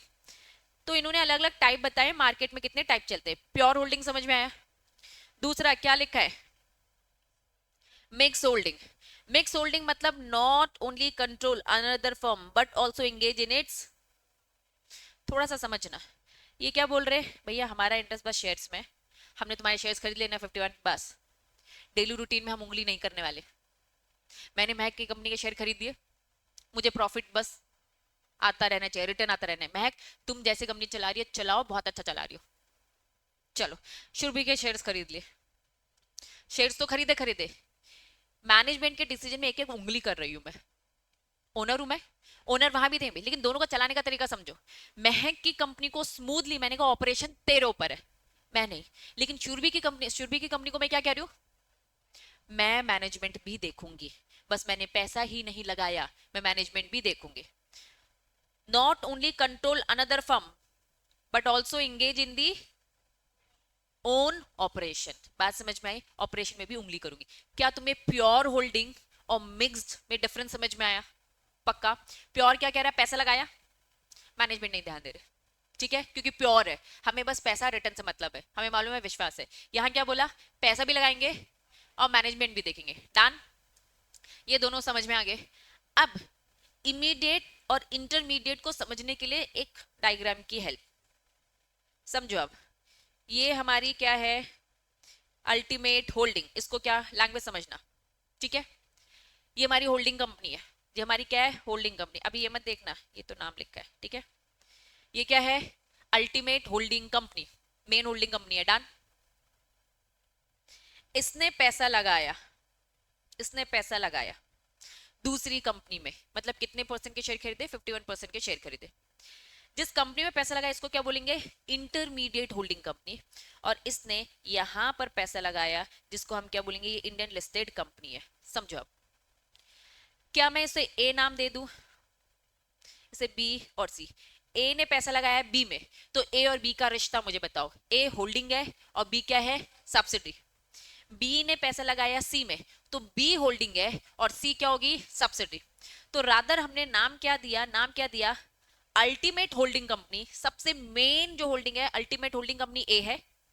दूसरा बी को क्या नाम दिया, ये भी होल्डिंग है लेकिन कौन सी है, इंटरमीडिएट, बीच वाली होल्डिंग कंपनी। अल्टीमेट मतलब जो मेन है, इंटरमीडिएट होल्डिंग कंपनी जो बीच की होल्डिंग कंपनी है, और लास्ट में हम इसको बोलेंगे सब्सिडरी कंपनी। समझ में आ रहा है? वेरी गुड, यही चीज अभी यहां पर भी आएंगे, ठीक है। दो लेयर से ज्यादा अलाउड नहीं है, वो दो लेयर्स आएंगे, अभी दो लेयर को लेकर अभी डिस्कशन नहीं कर रही हूँ। अभी हम टाइप ऑफ होल्डिंग समझ रहे हैं। टाइप ऑफ होल्डिंग में मैं अभी क्या आपको समझा रही हूँ, इंटरमीडिएट। तो इंटरमीडिएट में क्या हो रहा है, इंटरमीडिएट में क्या हो रहा है, ए ने बी में लगाया, बी ने सी पे लगाया, तो इस टाइप की होल्डिंग को इंटरमीडिएट क्यों बोला गया है, तो इंटरमीडिएट होल्डिंग का मतलब किसको टारगेट किया जा रहा है, बी को। यहां तक चीज क्लियर है, यहां तक चीज क्लियर है, ठीक है। अभी उसकी डेफिनेशन रीड करूंगी, अभी बस यहां ध्यान दो। ए ने पैसा लगाया बी में, बी ने पैसा लगाया सी ने, और सी ने पैसा लगाया किसमें, डी में। आओ, ए ने लगाया बी में, बी ने लगाया सी में, सी ने लगाया डी में, समझो। क्या ए को मैं बोल सकती हूँ अल्टीमेट होल्डिंग कंपनी, यहां तक तो कोई दिक्कत नहीं। बी को क्या बोल दिया, इंटरमीडिएट होल्डिंग कंपनी, अभी यही समझा। क्योंकि वहां पे तीन कंपनी थी तो तीसरी वाली सब्सिडरी थी, यहां आखिरी वाली सब्सिडरी होगी, और तीसरे वाली को क्या दे दिया, इमीडिएट होल्डिंग कंपनी। क्यों बोला इमीडिएट, क्योंकि सब्सिडरी की जो एकदम इमीडिएट है वो कौन सी है, सी वाली कंपनी, तो इसे हम बोल देंगे इमीडिएट होल्डिंग कंपनी। हाँ, लेकिन हमारी इंडिया में ये अलाउड नहीं है। इंडिया में क्या अलाउड है, होल्डिंग कंपनी, ए ने लगाया बी में, बी ने लगाया सी में, इंडिया में बस इतना ही अलाउड है। दुनिया भर में क्या क्या टाइप ऑफ होल्डिंग चलता है ये आपको बता दिया है, तो ये इंडिया में एप्लीकेबल नहीं है, तो कंफ्यूज मत होना। इंडिया में बस यही चलता है, इंडिया में यही चलता है। इंडिया में क्या चलता है, अल्टीमेट होल्डिंग, इंटरमीडिएट होल्डिंग और सब्सिडी, खत्म। लेकिन बाहर फॉरेन कल्चर की अगर मैं बात करूं तो इमीडिएट होल्डिंग भी होती है। तो इमीडिएट होल्डिंग कौन सी है, जो सब्सिडी की जस्ट ऊपर, सी वाला पॉइंट। क्या ये डायग्राम कंसेप्ट समझ में आ रहा है? लेकिन इंडिया में कितना है, इंडिया में बस तीन है, मतलब दो लेयर। अगर मैंने बोला ए बी सी, लैंग्वेज इसे हम बोलते हैं फर्स्ट लेयर, इसे हम क्या बोलेंगे, सेकेंड लेयर। इंडिया ने बोला क्योंकि पैसों का है ना, बहुत ज्यादा घुमा फिरा रहे हो, ठीक है, हम आइडेंटिफाई नहीं करें कि किसका पैसा कहाँ पे लगा है, तुम गोल गोल पैसे को जानबूझ के घुमा रहे हो अपने फायदे के लिए, इस कारण से आपको बस 2 लेयर अलाउड है। तो 2 लेयर अलाउड कब होगी? 3 कंपनी में। इसे हम क्या बोलेंगे? अल्टीमेट बोल सकते हैं, अल्टीमेट होल्डिंग कंपनी बोल सकते हैं, इसे क्या बोल सकते हैं? इंटरमीडिएट होल्डिंग, और ये हमारी सब्सिडी। लेकिन फॉरेन कल्चर में एक इमीडिएट होल्डिंग का भी कंसेप्ट होता है, यही चीज आपकी बुक में इन्होंने समझाया है। आओ देखो, अब एक बार लैंग्वेज पढ़ेंगे, पहले इंटरमीडिएट पढ़ो। A firm that is both, ये वो कंपनी है जो बोथ है, holding company of the another और सब्सिडरी ऑफ अ लार्ज। कि ये बात समझ में आ रही है? ठीक है, ये सब्सिडी भी है और होल्डिंग भी है। इसमें था, यहीं पे डायग्राम बना लो, ए ने बी में, सॉरी, और बी ने सी में। इमीडिएट में क्या है? ए बी सी डी, और यहां नाम लिख दोगे तो ज्यादा अच्छा रहेगा। इमीडिएट रीड करो, retain the voting stock control of the another in spite the fact that company itself is already controlled by another. ठीक, तो लैंग्वेज से ज्यादा नहीं समझ में आने वाला है, रादर आपको वो डायग्राम से समझ आएगा। तो नाम लिखोगे तो ज्यादा बेटर है, ये अल्टीमेट है, ये इमीडिएट है, ये सब्सिडी है। अल्टीमेट सॉरी, इंटरमीडिएट, इमीडिएट और सब्सिडी। डन? पक्का? इंडिया में कौन सा चलता है? इंटरमीडिएट। अल्टीमेट सॉरी इमीडिएट नहीं है। डन? पक्का? अब छोड़ रही हूं मैं तुम्हें, खुश रहो। ये वो विधि ने डेफिनेशन जो दी थी, बिल्कुल सही। होल्डिंग कंपनी क्या है? जिसकी एक या एक से ज्यादा क्या है? सब्सिडी कंपनी है, दैट्स इट। कंपनी के डेफिनेशन में क्या आता है? Any body corporate. Body corporate ज्यादा वाइडर है, कॉपी देखी मैंने तुम लोग की, सबने उल्टा लिखा है, कॉर्पोरेट को छोटा बोल दिया है, बोले इसका कोई एक्ट नहीं होता है ना। बहुत अजीब गरीब पॉइंट्स लिखे, है ना, नंबर भी अजीब गरीब भी मिले तुम्हें। हाँ बेटा, हाँ, गुड। रिलायंस की बहुत सारी सब्सिडीज है, बिल्कुल सही जवाब। ये है रिलायंस,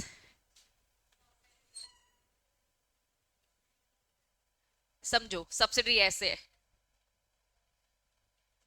समझ गए?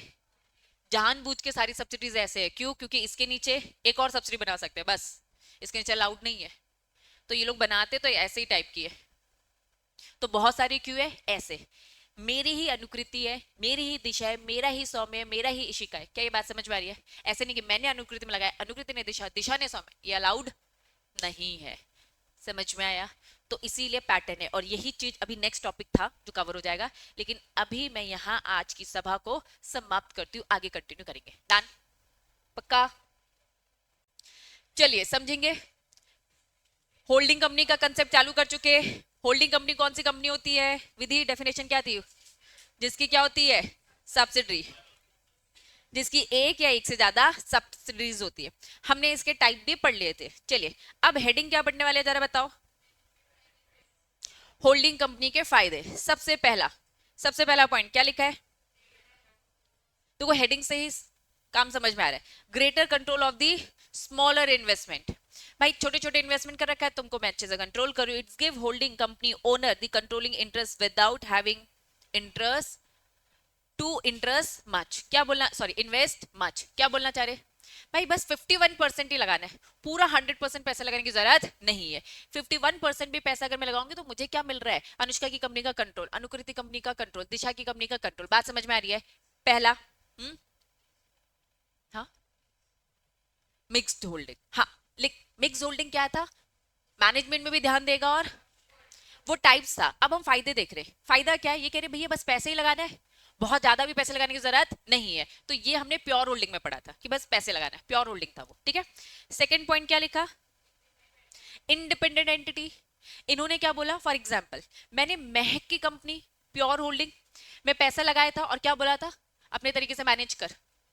मतलब मैं अपना धंधा, अपना बिजनेस अलग तरीके से चला रही हूँ कंपनी, और मैंने बस इन्वेस्टमेंट कर दिया, और महक की कंपनी अपने तरीके से चल रही है, दोनों प्रॉफिट कमा रही है। साफ साफ इन्होंने बोला इंडिपेंडेंट है ना, each of the subsidies of the considered independent legal entity. भाई मेरी सेपरेट लीगल एंटिटी अलग है, उसकी अलग है, वो इंडिपेंडेंट तरीके से अपनी कंपनी को रन कर रही है। क्या ये दो फायदे समझ में आए? पहला, ग्रेटर कंट्रोल, मतलब 51% में भी हमें हमारा कंट्रोल मिल जा रहा है। सेकंड पॉइंट क्या बोलता है? इंडिपेंडेंट एंटिटी, वो खुद रन हो रही है। नेक्स्ट क्या लिखा है, उनका मैनेजमेंट चल रहा है ना। अब क्या बोल रहा है, holding company almost always retain the management, ये आ गया मिक्स्ड वाला, इसमें पैसे भी लगाया और मैनेजमेंट भी देखेंगे। नेक्स्ट क्या बोल रहा है, क्या लिखा है, tax effect, holding company generally reap, reap मतलब collect the tax benefit by filing the consolidated tax return. अब थोड़ा कंसेप्ट को समझेंगे। हमने फाइनेंशियल स्टेटमेंट सुना है, कंसोलिडेटेड फाइनेंशियल स्टेटमेंट सुना है। अनुष्का की कंपनी का फाइनेंशियल स्टेटमेंट, अनुष्का की कंपनी, मेरी कंपनी का फाइनेंशियल स्टेटमेंट अलग। तो हम सिंगल कंपनी का बोलते हैं स्टैंड अलोन। स्टैंड अलोन मतलब क्या, सिंगल सिंगल, दोनों का मिलाकर बैलेंस शीट बना दी, इसको हम क्या बोलेंगे, कंसोलिडेट। ठीक, तो यहां इन्होंने बोला कि कंसोलिडेटेड टैक्स रिटर्न अगर फाइल करोगे तो टैक्स में अच्छा खासा बेनिफिट मिलेगा। तो सरकार ने सॉरी लॉ इस तरीके से बने हैं कि भैया तुम हमें पूरा का पूरा ट्रांसपेरेंसी दो, तुम अपना पूरा मिक्स करके बताओ कितना कमा रहे हो, अगर तुम ये सारी ट्रांसपेरेंसी रखोगे तो हम तुम्हें टैक्स में अच्छे खासे बेनिफिट देंगे। तो कंसोलिडेटेड टैक्स रिटर्न भरने में आपको कुछ अच्छे खासे बेनिफिट्स मिलते हैं, तो ये एक बेनिफिट है। हमारी हेडिंग बेनिफिट है। बेनिफिट नंबर 1 ग्रेटर कंट्रोल मिलता है, बेनिफिट नंबर 2 इंडिपेंडेंट एंटिटी वो रन हो रही होती है, थर्ड क्या बोलता है, मैनेजमेंट भी आप चाहो तो ले सकते हो, और फोर्थ पॉइंट बोलता है टैक्स में भी बेनिफिट मिलता है अगर आप क्या दोगे, कंसोलिडेटेड टैक्स रिटर्न दोगे। तो समझ में आया। अब यही चीज और डिटेल में बताया। Provision in the companies act relating to holding company, this summarise provision relating to financial statement. यहाँ पे अब जितने भी है किस चीज को लेके बोला जा रहा है, फाइनेंशियल स्टेटमेंट को लेकर, जो सेक्शन 129 में कवर है। पूरा अलग से चैप्टर पढ़ेंगे अकाउंट्स एंड ऑडिट, डिटेल में फिर से रिपीट होगा, लेकिन अभी शॉर्ट में बता रहे हैं। टॉपिक चल रहा है होल्डिंग कंपनी, इन्होंने कहा होल्डिंग कंपनी में फाइनेंशियल स्टेटमेंट कैसे क्या बनते हैं ये हम आपको बता रहे हैं। ठीक है, चलिए सबसे पहला पॉइंट क्या बोला है, financial statement of the holding company. पहली लाइन पढ़कर समझो, consolidated financial statement of the holding company is required to disclose करना पड़ेगा prescribe details about the subsidy company associate joint venture. कुल मिला के उन्होंने क्या बोला, एक होल्डिंग कंपनी का जो फाइनेंशियल स्टेटमेंट होता है उसमें हम सारी चीजें क्या करके देते हैं, कंबाइन करके कंसोलिडेट करके प्रेजेंट करते हैं। पहला पॉइंट समझ में आया, हम पढ़े फाइनेंशियल स्टेटमेंट ये लोग कैसे देते, कंबाइन करके देते। नेक्स्ट पॉइंट रीड कर रहे हैं, if holding company has more than one subsidiary, holding company की कितनी सब्सिडरी है, एक से ज्यादा। Consolidated financial statement all the subsidiaries, हमें क्या करना है, सारी सब्सिडीज का। अब मेरा और अनुष्का का ही नहीं बनेगा, अनुकृति, दिशा, सौम, हम सबका कंसोलिडेटेड फाइनेंशियल स्टेटमेंट बनेगा। अगर एक से ज्यादा है तो सबका एक साथ इकट्ठा करके बनाओ, एसोसिएट कंपनी का दो, ज्वाइंट वेंचर का दो, in the same form manner as that of its own. इस तरीके से जैसे कि ये सब हमारा ही है, आपको एक साथ प्रेजेंट करना पड़ेगा। तो बच्चों बैलेंस शीट बहुत लंबी चौड़ी बन जाती है, क्यों, क्योंकि हमें कंसोलिडेटेड बनाने। नेक्स्ट हेडिंग क्या लिखा है, separate financial statement of the holding company. मुझे मेरी कंपनी को दो फाइनेंशियल स्टेटमेंट देने, मैं अपनी कंपनी का स्टैंड अलोन भी दूंगी और एक कंसोलिडेटेड भी दूंगी, मतलब होल्डिंग कंपनी का एक सेपरेट सिंगल भी बनकर जाता है। This statement is addition separate financial statement of the holding company, consolidated financial shall also be placed before the annual general meeting। जब आपकी साल में सबसे इंपॉर्टेंट मीटिंग होगी दैट वाज एजीएम, उसमें दो रखी होगी, क्योंकि हो सकता है सबकी कंसोलिडेट देख के कंफ्यूजन हो जाए, पता ना चले भैया होल्डिंग कितना कमा रही है। तुम होल्डिंग कंपनी के शेयर होल्डर हो, होल्डिंग ने बहुत सारी जगह भी डाल रखे हैं पैसे सब्सिडी में, तुमको अगर सिंगल देखना है तो सिंगल देख लो, तुमको सबका एक साथ कंबाइन मिला के देखना है तो कंबाइन मिलाकर देख लो। तो एजीएम में दोनों प्रेजेंट की जाती है। Holding company along with the laying its own financial statement separate भी रखी जाएगी, कंसोलिडेटेड भी। कंसेप्ट क्लियर है। Next heading, disclosure of the balance sheet of holding company, balance sheet of the holding company shall specifically disclose investment in the subsidiaries। Company holding company को जो balance sheet होगी उसमें लिखा होगा हमने इन तीन चार कंपनीज में क्या कर रखा है, पैसे इन्वेस्ट करके रखा है, वो हमारी सब्सिडीज है, तो बैलेंस शीट में वो शो भी हो जाएगा। तुमको अलग से कंसोलिडेट देखना वो भी मिल जाएगा। क्या लिखा है, disclosure in the profit and loss account, हर जगह यही बोल रहे, बैलेंस शीट में क्या होगा, कहां कहां पैसा लगाया बता दो। प्रॉफिट एंड लॉस अकाउंट में भी डिस्क्लोजर दे देना। Profit and loss account holding disclose करेगा डिविडेंड फ्रॉम दी, क्योंकि 51% शेयर आपके हैं तो डिविडेंड भी क्या होगा, अच्छा खासा आपको मिलेगा। तो प्रॉफिट लॉस अकाउंट में डिविडेंड कितना मिल रहा है इन सब्सिडीज से डिस्क्लोज होगा, लॉस कितना हुआ है, प्रॉफिट भी दिखेगा और लॉस भी, सारी चीजें आपकी दिखेंगी, क्योंकि आपने 50-10 कंपनी में जहां भी पैसा लगाया वो शो होना चाहिए, दैट्स इट, वो ये कह रहे। कंटिन्यू। एवरी कंपनी मतलब होल्डिंग कंपनी जिसकी सब्सिडरी है, देखो आ सब्सिडरी और सब्सिडरीज मतलब जिसकी एक है या एक से ज्यादा है, सबमिट करेंगे consolidated financial statement in addition to its own. हर होल्डिंग कंपनी अपनी तो अपनी और साथ में कंसोलिडेटेड, दोनों साथ में फाइनेंशियल स्टेटमेंट किसको देंगे, आरओसी को देंगे। कितने दिन के अंदर, 30 दिन के अंदर। 30 दिन कहां से, आज हमारी एजीएम हो रही है, हम सब बैठे एजीएम में, डन। यहां हमने सारी बैलेंस शीट दिखा दी तुम लोग को, सबने देख लिया, सबने कहा सब बढ़िया, कोई दिक्कत नहीं है। कोई डाउट पूछना है शोल्डर पूछ सकता है, जवाब देंगे। यहाँ सारे लोग बैठे, सीए भी बैठा है, सीएस भी बैठा है, सारे डायरेक्टर भी बैठे हैं, जिससे जो क्वेश्चन पूछना है पूछो, बात कर लो।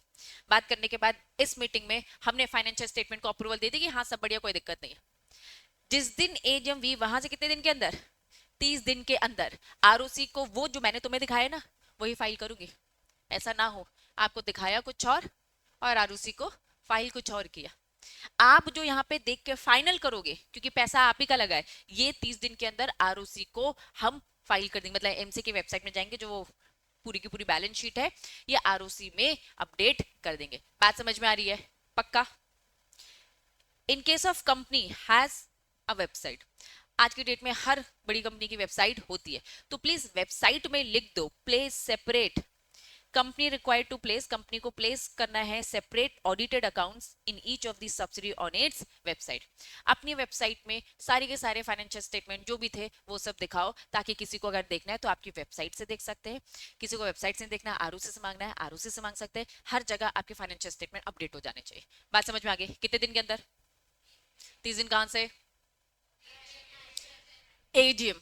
अब एजीएम आपकी लास्ट डेट कब होती है एजीएम की, 6 महीने, गुड। 6 महीने कहां से, जब भी फाइनेंशियल ईयर खत्म होता है, तो मैं बोल सकती हूँ सितंबर एंड, सितंबर एंड, ठीक है। तो पहले एजीएम हो जानी चाहिए। मान लो तुम लोग एकदम लेट लतीफ बच्चे हो, जैसे कि तुमने बताया तुम्हारी पैकिंग नहीं हुई है, तुम लोग बहुत लेट लतीफ बच्चे हो, ठीक है। तो 30 सितंबर को आपने मीटिंग कराई, तो आपको 30 दिन के अंदर, मतलब कब, अक्टूबर, 30 अक्टूबर के अंदर अंदर एमसीए में अपडेट भी कर देना, अपलोड भी कर देना। समझ में आ गया, पक्का। चलो, क्या पढ़ा ये हमने, क्या टॉपिक पढ़े थे कि फाइनेंशियल स्टेटमेंट को लेकर हमने पढ़ा, ये बस फाइनेंशियल स्टेटमेंट की बात कर रहे थे, यहां तक क्लियर है चीज, पक्का। हेडिंग बताओ नेक्स्ट क्या लिखा है। फायदे क्या थे होल्डिंग कंपनी के, फायदे क्या थे, ग्रेटर कंट्रोल, कम इन्वेस्टमेंट में कंट्रोल ज्यादा मिल रहा है भाई, 51 100% थोड़ा ना, क्या दूसरा, सामने वाली कंपनियां अलग इंडिपेंडेंट चल रही है। नेक्स्ट, मैनेजमेंट में जाना चाहते हो तो जा सकते हो। और फाइनली टैक्स बेनिफिट, ये फायदे थे। आओ नुकसान, पहला नुकसान, जरूरत भी नहीं है इतनी, इतनी जरूरत ही नहीं है जितना तुमने पैसा दे दियो, over capitalise, since capital of the holding company and its subsidy company may be pooled together, सबका पैसा एक साथ इकट्ठा होता है, तो इट मे बी रिजल्ट, ज्यादा पैसा हो गया तो ज्यादा अच्छे रिजल्ट नहीं, मतलब पैसा ज्यादा लगा है लेकिन रिटर्न उतना अच्छा नहीं मिल रहा है। Shareholder would get not get a fair return on their investment capital, आपने पैसा दे तो दिया है, होल्डिंग कंपनी का पैसा सारी सब्सिडी में फैला है, लेकिन रिटर्न उतना अच्छा नहीं है, कुल मिला के ओवर कैपिटलाइजेशन। दूसरा हेडिंग बताओ क्या लिखा है, बोलने वाली बात है कि महक अपनी कंपनी अपने तरीके से चला रही है, ठीक है। 51% शेयर किसके पास है, मेरे पास। महक की एजीएम होगी, एजीएम होगी, महक ने कहा दीदी मैं ये करने का सोच रही हूँ, तो अगर मैंने बोला कि ये नहीं करना है तो 51% तो किसके पास है, जिस जिसमें ओआर पास करना होगा किसकी चलेगी, जो मैं बोलूंगी। देखो जिसमें स्पेशल रेजोल्यूशन पास करना होगा तो दूसरे लोगों की भी मुझे जरूरत पड़ जाएगी, लेकिन ओआर वाले केसेस में हर जगह किसकी चलेगी, होल्डिंग कंपनी की ही चलेगी। तो कुल मिलाकर बातें हैं कि नहीं भाई बस पैसा लगाया है मैनेजमेंट ने, लेकिन हाँ उंगली तो की जाती है। साफ लिखा, जितनी भी सब्सिडीज है उनको कंपेल किया जाता है to buy goods from the holding higher price. हम बोलेंगे तुम्हारी कंपनी को हम ही से गुड्स खरीदने पड़ेंगे क्योंकि भैया हमने तुम पे पैसा लगाया है, तो प्रेशर तो दिया जाएगा, और वाइस वर्सा भी हो सकता है ना। सब्सिडी ज्यादा स्ट्रॉन्ग पावर में तो वो होल्डिंग कंपनी को दबा रही है, वट जो भी सिचुएशन। नेक्स्ट क्या लिखा है हेडिंग, महक बेटा, ओ महक, पल्लू फंसता था, मैं तो ये सोच रही हूँ पल्लू यहाँ होता तो कितना खुश होता, है ना। दो चार बार पल्लू पल्लू पल्लू बोल देती हूँ ऑनलाइन, है ना। कुछ हो जाएगा रिकॉर्डिंग देखकर। चलो, क्या लिखा है? मैनिपुलेशन क्या लिखा है?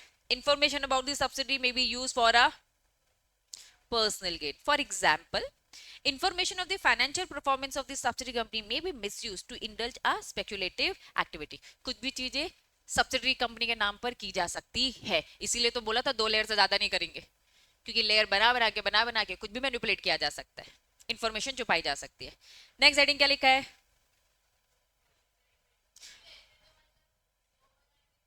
की जा सकती है, लेकिन खिचड़ी नहीं पकी ना। मतलब स्ट्रेट दिख रहा है कि दो कंपनी से पूछना खत्म, सी को पकड़ा, बी का बोलेगी, बी को पकड़ा ए, अब यही होगा ना, फंसेगा तो। अब कोई नहीं है, लेकिन मान लो हम सब एक दूसरे की सब्सिडरी है, ठीक है, घूमकर भाविका में आए तो भाविका ने मुझे को बोल दिया, मैंने इतनी लंबी चाल फंसाई और फिर यहाँ, तो भाई हम नहीं आइडेंटिफाई कर पाएंगे कि भाई एक्चुअल में गलत इंसान कौन है।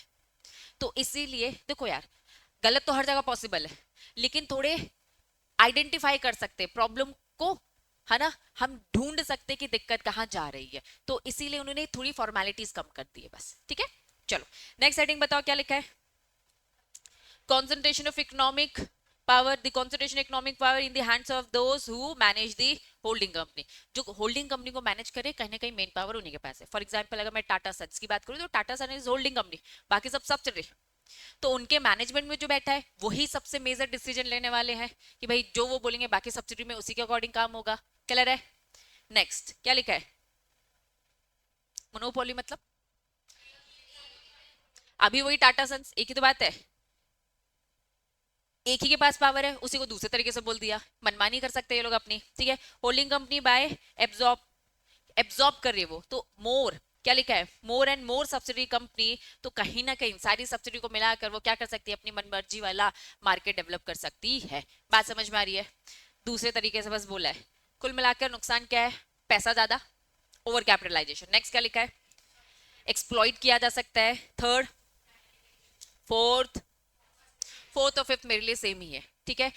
कुछ लोगों के पास पावर ज्यादा है, तो वही, और ये दूसरे तरीके से वैसे इन्होंने ये बताने का ट्राई किया कि हर कोई सब्सिडी को खरीद लेगा, जैसे हम बोलते थे ना जियो कंपनी ने सबको अगर खरीद लिया, एयरटेल, इन सबको, तो क्या हो जाएगा मार्केट में, है ना, तो मोनोपोली हो सकती है, तो ये सिचुएशंस आ सकती है, बस ये बोला गया। डन, खत्म होल्डिंग कंपनी टॉपिक। एक होता है मीनिंग, एक होता है डेफिनेशन। तुम लोगों से मैं मीनिंग पूछ रही हूँ, बताओ क्या होता है सब्सिडी कंपनी? वेरी गुड, ठीक है। डेफिनेशन, डेफिनेशन जिसकी छाया में, है ना। वेरी गुड, होल्डिंग कंपनी के अंडर। अच्छा, अब मीनिंग छोड़ दो, अब डेफिनेशन में आ जाओ, है ना। क्या थी डेफिनेशन? 51%, बस यही थी। याद करो, हमेशा बोलती थी दो डेफिनेशन, दो पॉइंट्स है, दो तरीके से सब्सिडी कंपनी हो सकती है, ये वाला तो याद है ना। चलो आ जाओ। Subsidiary company means a company in which, ये बोल देना, इन विच होल्डिंग कंपनी, ऊपर बता देना holding company, holding company control कर रही है composition of the board of director, ठीक है। सब्सिडरी कंपनी पढ़ रहे, तो सब्सिडरी कंपनी वो कंपनी है जिसमें होल्डिंग कंपनी इस सब्सिडरी कंपनी का क्या करिए? बोर्ड ऑफ डायरेक्टर का कंट्रोल करिए कॉम्पोजिशन, मतलब कॉम्पोजिशन का मतलब कितने डायरेक्टर रहेंगे, कौन अपॉइंट होगा, किसको निकाला जाएगा, मतलब इस तरीके से। एग्जाम्पल, दो एग्जाम्पल, ठीक है। एक तरफ है आईटेक्स कंपनी, रिलायंस, सबसे टॉप में रिलायंस ही चल रही है भाई इंडिया में, है ना, तो रिलायंस ही बोलेंगे। वर्ल्ड में आती है तो भाई इंडिया में की तो फर्स्ट हो ही गई। चलो, रिलायंस कंपनी ने क्या किया? आईटेक्स के 51% शेयर्स खरीद लिए, तो आईटेक्स क्या बन गई? सब्सिडरी कंपनी, और रिलायंस कंपनी क्या बन गई? Holding company. अब दूसरा एग्जाम्पल, एक तरफ है जियो और एक तरफ है रिलायंस, इसमें हमारे मुकेश अंबानी है और यहाँ पे उनका एक सन है, ठीक है। अब बेटा, बोर्ड ऑफ डायरेक्टर की जो भी इंपॉर्टेंट बातें होती है, कौन से डायरेक्टर को अपॉइंट करना है बेटा, मुकेश अंबानी जी पूछते हैं, बात करते हैं। तो अगर मुकेश अंबानी बोल रहे कि भैया इस डायरेक्टर को अपॉइंट करो जियो कंपनी, तो जियो कंपनी बहुत आगे बढ़ेगी, तो सन उसकी बातें टाल सकता है क्या? नहीं। मुकेश अंबानी बोलेंगे भैया इसमें से क्या करो, इस डायरेक्टर को हटा दो, इसका काम ठीक नहीं लग रहा है, तो उसको हटा दिया जाएगा। तो कुल मिलाकर सीन क्या है, होल्डिंग और सब्सिडी का रिश्ता दो तरीके से हो सकता है, दोनों के बीच में और है। पहला, अगर रिलायंस कंपनी बोलेंगे कि भाई रॉकी सर को हटा दो, अंबानी अगर बोल रहा है हाईटेक्स में, तो कोई हटाएगा? रिलायंस कंपनी किसी भी कंपनी को, एरीगेरी कंपनी को बोलेगा कि भैया इसका ये डायरेक्टर हटा दो, क्या वो लोग सुनने वाले हैं क्या? नहीं। मतलब कि अगर मुकेश अंबानी को दूसरी कंपनी में चलाना है तो उसमें उसके लिए क्या चाहिए, 51% की होल्डिंग चाहिए। लेकिन कुछ कंपनीज के रिश्ते ऐसे हैं भाई, शेयर होल्डिंग की जरूरत नहीं है, लेकिन बिना शेयर होल्डिंग के भी आप क्या बन सकते हो, क्या बन सकते हो, होल्डिंग सब्सिडी बन सकते हो। जो जियो और रिलायंस का मैंने रिश्ता बताया, यहाँ शेयर होल्डिंग से नहीं है, सारे शेयर्स किसके पास है, बेटे के पास है, लेकिन स्टिल रिलायंस कंपनी की, मुकेश अंबानी की ये बात वहां मानी जा रही है। तो सब्सिडी और होल्डिंग का रिश्ता दो तरीके से होता है।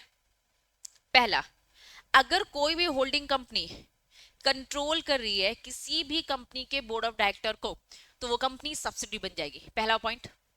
और लिखा है कि एंड, मतलब दोनों में से कोई भी एक कंडीशन फुलफिल, सब्सिडी कंपनी हो। दूसरी कंडीशन जो मैंने एग्जांपल दिया, exercise a control more than 1/2 of the total voting power either at its own. मतलब रिलायंस कंपनी ओन कर रही है, या रिलायंस कंपनी की कोई और subsidiary company, together with one और मोर सब्सिडरी। इस एग्जाम्पल को इस तरीके से समझेंगे। नीचे आपका एक्सप्लेनेशन दे रखा है, ये ए पॉइंट थोड़ी देर से पढ़ाऊंगी, पहले इस एग्जाम्पल को समझो, इसे समझने के लिए। ए कंपनी ने पैसा कहां लगाया, बी कंपनी में। कितना पैसा लगाया जरा बताओ, 51%। ए और बी के बीच का रिश्ता बताओ। ए कंपनी क्या बन गई है, होल्डिंग। बी कंपनी क्या बन गई है, सब्सिडी। यहां तक चीज क्लियर है? ए कंपनी ने पैसा लगाया सी में 49%, वापस ए कंपनी ने सी में कितना लगाया, 49%, और बी कंपनी ने सी में कितना लगाया, 10%। मतलब ए कंपनी की, बी तो सब्सिडरी है, ये तो समझ में आ रहा है, लेकिन ए कंपनी की सी सब्सिडरी है कि नहीं, ये क्वेश्चन मार्क है। क्यों है, क्योंकि यहां तो उसका 49 है, लेकिन जिस कंपनी में उसका पैसा लगा है उस कंपनी ने उसमें 10% लगाया है, तो बी भी, सॉरी सी भी क्या हो गई, ए की सब्सिडरी। फिर से वो लैंग्वेज पढ़ो जो ऊपर मैंने छोड़ा था, आधे से ज्यादा, more than half of the total voting power, या फिर उसका पूरा। पूरा मतलब क्या है, होल्डिंग कंपनी ने ही 51 खरीदा है, या फिर उसने अकेले नहीं खरीदा है, किसके साथ मिलकर, टुगेदर विथ वन और मोर ऑफ इट्स सब्सिडरी। तो भाई उसने अपनी सब्सिडी के साथ मिलकर सी के खरीदे है ना।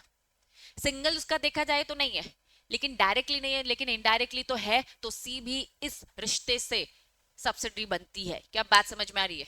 एग्जाम में ऐसे क्वेश्चन पूछ ले जाएंगे। अब होगा क्या, हम जब आंसर लिखेंगे तो हम बहुत भूख लगती है हमें, तो भूख लगती है तो हम प्रोविजन को खा जाते हैं। हम लिखेंगे control more than half of the voting power, खत्म। कंप्लीट प्रोविजन तब होता है जब हम क्या लिखते हैं, आइदर एट इट्स ओन, या फिर टुगेदर विथ वन और मोर इट्स सब्सिडरी कंपनी। क्यों? क्योंकि क्वेश्चन तो इसमें पूछ लिया जाएगा ना। या फिर हमारे कंसेप्ट तो दीदी क्लियर है, केस पूछा, केस का जवाब दे दो। क्वेश्चन में पूछा सी ए की सब्सिडरी है, तो आपका आंसर है हाँ है, लेकिन प्रोविजन में आपने पता है क्या लिखा, प्रोविजन में आपने ये वाला पॉइंट लिखा और ये कौन सा खा गया, ये लीगल प्रोविजन में बताना भूल गए, लेकिन दीदी पता तो था हमें, तो हमने कंक्लूजन बोल दिया। केस स्टडी का आंसर जरूर दे दिया हमने कि हाँ भाई सी की तो सब्सिडी दीदी ने तो बताया था, लेकिन हम ये तो लीगल प्रोविजन लिखना तो भूल गए दीदी। अच्छा वो भी लिखना होता है क्या, लीगल प्रोविजन कंप्लीट चाहिए। अगर केस स्टडी इसी में है और तुमने लीगल प्रोविजन में यही खा गए, तो क्या कंप्लीट आंसर दिया? ये तुम लोग गलतियां करते हो आंसर लिखने में, ये बता रही हूं मैं। समझ में आया? पक्का? तो अब सब्सिडी कंपनी की डेफिनेशन कंप्लीट। सब्सिडी कंपनी वो कंपनी जिसमें होल्डिंग कंपनी कंट्रोल करती है composition of board of director, जिसमें कंट्रोल करती है आधे से ज्यादा क्या, वोटिंग पावर, या तो होल्डिंग कंपनी खुद से, या तो एक या एक से ज्यादा सब्सिडी के साथ मिलाकर। समझ में आया? पहला एक्सप्लेनेशन यही बोल रहा है, इसी को अच्छे से डिटेल कर रहा है। A company which shall deem to be subsidy company, a company deem to be subsidy, C को सब्सिडी मान लिया जाएगा, सी को सब्सिडी मान लिया जाएगा company of the holding company, even if control referred. इन्होंने क्या बोला, जो सब क्लॉज 1 में हमने पढ़ा और जो हमने 2 में पढ़ा, of the another subsidy company, या तो ए कंपनी और सी की कंपनी के बीच में होल्डिंग सब्सिडी का रिश्ता तब होगा जो इन्होंने पॉइंट 1 और 2 में बताया, ये पॉइंट 1 और ये 2 है। या तो कैसे हो रहा है, बाय शेयर होल्डिंग या तो by control the composition of board of director. बात समझ में आ रही है? पक्का पक्का लैंग्वेज समझ में आ रही है? सेकंड, उन्होंने कहा कंपोजिशन का मतलब बताना कैसे भूल जाए, लेकिन हमें समझ में आ गया। बोर्ड ऑफ डायरेक्टर का कंपोजिशन मतलब कंट्रोल करना दूसरी कंपनी में, डिसीजन लेने में। डिस्क्रिएशन, what do you mean by डिस्क्रिएशन? मर्जी, है ना? जैसे कि मुकेश अंबानी की मर्जी चल रही थी, अपॉइंटमेंट और रिमूवल, क्या लिखा है? ऑल, या फिर एक डायरेक्टर को बस हटाने की पावर है? नहीं चलेगा। कब आपका कंट्रोल आएगा? जब सारे के सारे डायरेक्टर हटा सकते हो या अपॉइंट कर सकते हो, या तो मेजोरिटी। बात समझ में आ रही है? मान लो मुकेश अंबानी के पास पावर आ गई रॉकी सर को हटाने की, तो क्या वो कंट्रोल होल्डिंग सबसे का रिश्ता हुआ? क्या नहीं। तब होगा जब तीनों को हटा सकते, ऑल या फिर मेजोरिटी। मेजोरिटी में कितने होंगे? कम से कम दो होंगे। बात समझ में आ रही है? एग्जाम में ऐसे क्वेश्चन घुमा फिरा कर पूछे जाते हैं, डिटेल में पूछे जाते हैं। बस मैं आपको बार बार ये पॉइंट आउट कर रही हूं, ठीक है? आपको इस तरीके से प्रोविजंस को याद रखना है। कॉम्पोजिशन का मतलब क्या हुआ? कंट्रोल करना। क्या कंट्रोल करना? बोर्ड ऑफ डायरेक्टर में अपॉइंटमेंट और रिमूवल। बस इतना लिखकर छोड़ देंगे हम तो। कंप्लीट तब होगा जब क्या लिखोगे? ऑल या फिर मेजोरिटी। ये भी इंपॉर्टेंट है, कंप्लीट बातें। समझ में आया? पक्का? कंटिन्यू। कंपनी की डेफिनेशन बॉडी कॉर्पोरेट आता है, और सबसे इंपॉर्टेंट लेयर का मतलब क्या है? नहीं लिखा बुक में, लिखो। दो लेयर। दो लेयर से मतलब क्या है? ये ए कंपनी लगा सकती है किसमें? बी में। बी लगा सकती है सी में। इसके बाद अलाउड नहीं। इसे हम बोलेंगे लेयर वन, और इसे हम बोलेंगे लेयर टू। बस, इसके बाद कोई लेयर अलाउड नहीं है। बात समझ में आ रही है? तो ये यहां हमने क्या पढ़ा? लेयर की डेफिनेशन। फटाफट ये एग्जाम्पल आपका हुआ, अभी के अभी रीड करेंगे। रीड करो और मुझे बताओ समझ में आ रहा है लेयर? मैंने बस जो अच्छे प्रेजेंटेशन में बताया है वो तुम्हारा बोरिंग प्रेजेंटेशन ये बॉक्स है। बस एक बार रीड करके देखो समझ में आ रहा है कि नहीं आ रहा।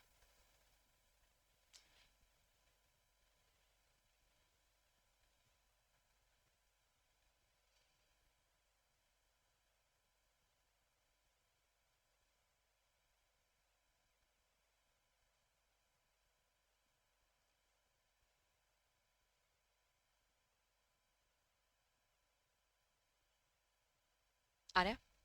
वही ले, बस वो अच्छे से उन्होंने डेफिनेशन ही दे रखी है ना? डायग्राम बना लो वहां पे, तो आंखों को ज्यादा याद रहेगा। जितनी ज्यादा सेंसेस यूज करोगे, आंख, कान, है ना, हाथ से लिखना, उतना याद रहता है। ठीक है मेरे महान बच्चों? चलो, समझ में आ गया सबको? नीचे एक छोटी सी चीज दी है, क्या है वो छोटी सी? इन्होंने कहा भैया कंट्रोल की डेफिनेशन कुछ नहीं अच्छे प्रेजेंटेशन में। ये पहला पॉइंट है, ये दूसरा पॉइंट है, ये तीसरा पॉइंट है। हम जहां कहीं भी कंट्रोल बोलेंगे तो कंट्रोल से हमारा मतलब क्या है? Good, very good. थोड़ा बेटर प्रेजेंटेशन में कंट्रोल से मतलब क्या है? Appoint majority of director. अभी देखा कंट्रोल का मतलब क्या है? कंट्रोल करना, मैनेजमेंट। मैनेजमेंट कंट्रोल मतलब क्या? मैनेजमेंट कंट्रोल करना मतलब क्या? कंपनी के सारे इंपॉर्टेंट पॉलिसी के डिसीजंस लेना। समझ में आया? तीसरा, शेयर होल्डिंग मतलब अभी तुमने जो पढ़ा, आपने जब होल्डिंग सब्सिडी, सब्सिडी की डेफिनेशन पढ़ी, ठीक है? तो अपॉइंटमेंट ऑफ मेजोरिटी डायरेक्टर मतलब कौन सा वाला पॉइंट था? क्लॉज वन था। और शेयर होल्डिंग वाला क्या था? Clause two. एक और चीज याद रखना, डायरेक्टर को अपॉइंट करे दैट मीन्स इसका मतलब क्या हो गया? मैनेजमेंट की जो पॉलिसीज होंगे, जो भी डिसीजंस लिए जाएंगे, वो इनसे पूछे बिना नहीं होते। मतलब मुकेश अंबानी डायरेक्टर को अपॉइंट करते और उनके मैनेजमेंट के डिसीजंस भी बेटर तरीके से लेते। समझ में आ रहा है? That means control. तो कंट्रोल की डेफिनेशन में तीन बातें आएंगी, अगर कंट्रोल पूछ लिया तो तीन बातें बता देंगे। ठीक है? चलिए, इलस्ट्रेशन घर पे पढ़ लेंगे, केस घर पे पढ़ लेंगे, सीधी सीधे से बोल रहे हैं ये लोग। नीचे आ जाओ। Very very very important. तुम्हारी मॉड्यूल का प्रेजेंटेशन कभी समझ में नहीं आएगा कि क्या इंपॉर्टेंट है क्या नहीं। लिख लो important. No company shall have more than two layers of subsidiary. General rule ऊपर पढ़ चुके हैं, दो लेयर पढ़ चुके हैं। कितने लेयर्स अलाउड है? दो। इसी को इन्होंने पूरे पैराग्राफ में जस्टिफाई किया कि भैया दो लेयर अलाउड। ठीक है, अब आ जाओ यहां से इंपॉर्टेंट। कुछ क्लास ऑफ कंपनी है जो एग्जेम्प्ट है restriction of the number of layers. इसका मतलब क्या है? दो से ज्यादा लेयर अलाउड है। अब तुम जरा इनके नाम देखो। पहला नाम किसका है? भाई बैंकिंग कंपनी के तो अलग से स्पेशल एक्ट बने हैं। इन्होंने कहा भैया बैंकिंग को अगर बढ़ाने के लिए हमें लगेगा तो दो लेयर से ज्यादा रख लेंगे। नेक्स्ट नाम बताओ क्या लिखा है? एनबीएफसी बोल सकती हूँ, नॉन बैंकिंग फाइनेंशियल कंपनी। पैसों से लेना देना है, अगर लेयर्स बढ़ाने की जरूरत पड़ती है बढ़ाएंगे। क्यों? क्योंकि उन्होंने आरबीआई ने बोल दिया है। नेक्स्ट, इंश्योरेंस कंपनी, इनका खुद का है अलग से एक्ट, इंश्योरेंस का एक्ट अलग से, इनको भी दो लेयर से अलाउड है ज्यादा। नेक्स्ट, सरकार बोले तुम लोग हमें रोकोगे? हमने तो लॉ आप लोग के लिए बनवाए ना, अपने लिए थोड़ा ना बनाए। तो टोटल चार है। ये दो लेयर से ज्यादा हो सकती है। तुम्हें अब ये बात आती, देखो छोटे बच्चे थे तुम लोग जब तुम्हें लगता था कि दो लेयर से ज्यादा नहीं हो सकता है। जनरल एक्सेप्शन, दो लेयर से ज्यादा हो सकता है। Banking company, NBFC, insurance company और गवर्नमेंट कंपनी, दो लेयर से ज्यादा। exemption to a company acquiring company incorporated in outside India with the subsidiary beyond two layers। कुछ समझ नहीं आया? मैंने अभी तुम्हें इमीडिएट बताया जो इंडिया की बाहर। तुम अगर नोटिस करोगे उस एग्जाम्पल में वापस जाओगे तो इंडिया की कंपनी का नाम ही नहीं रखा जानबूझकर। क्यों नहीं रखा भाई?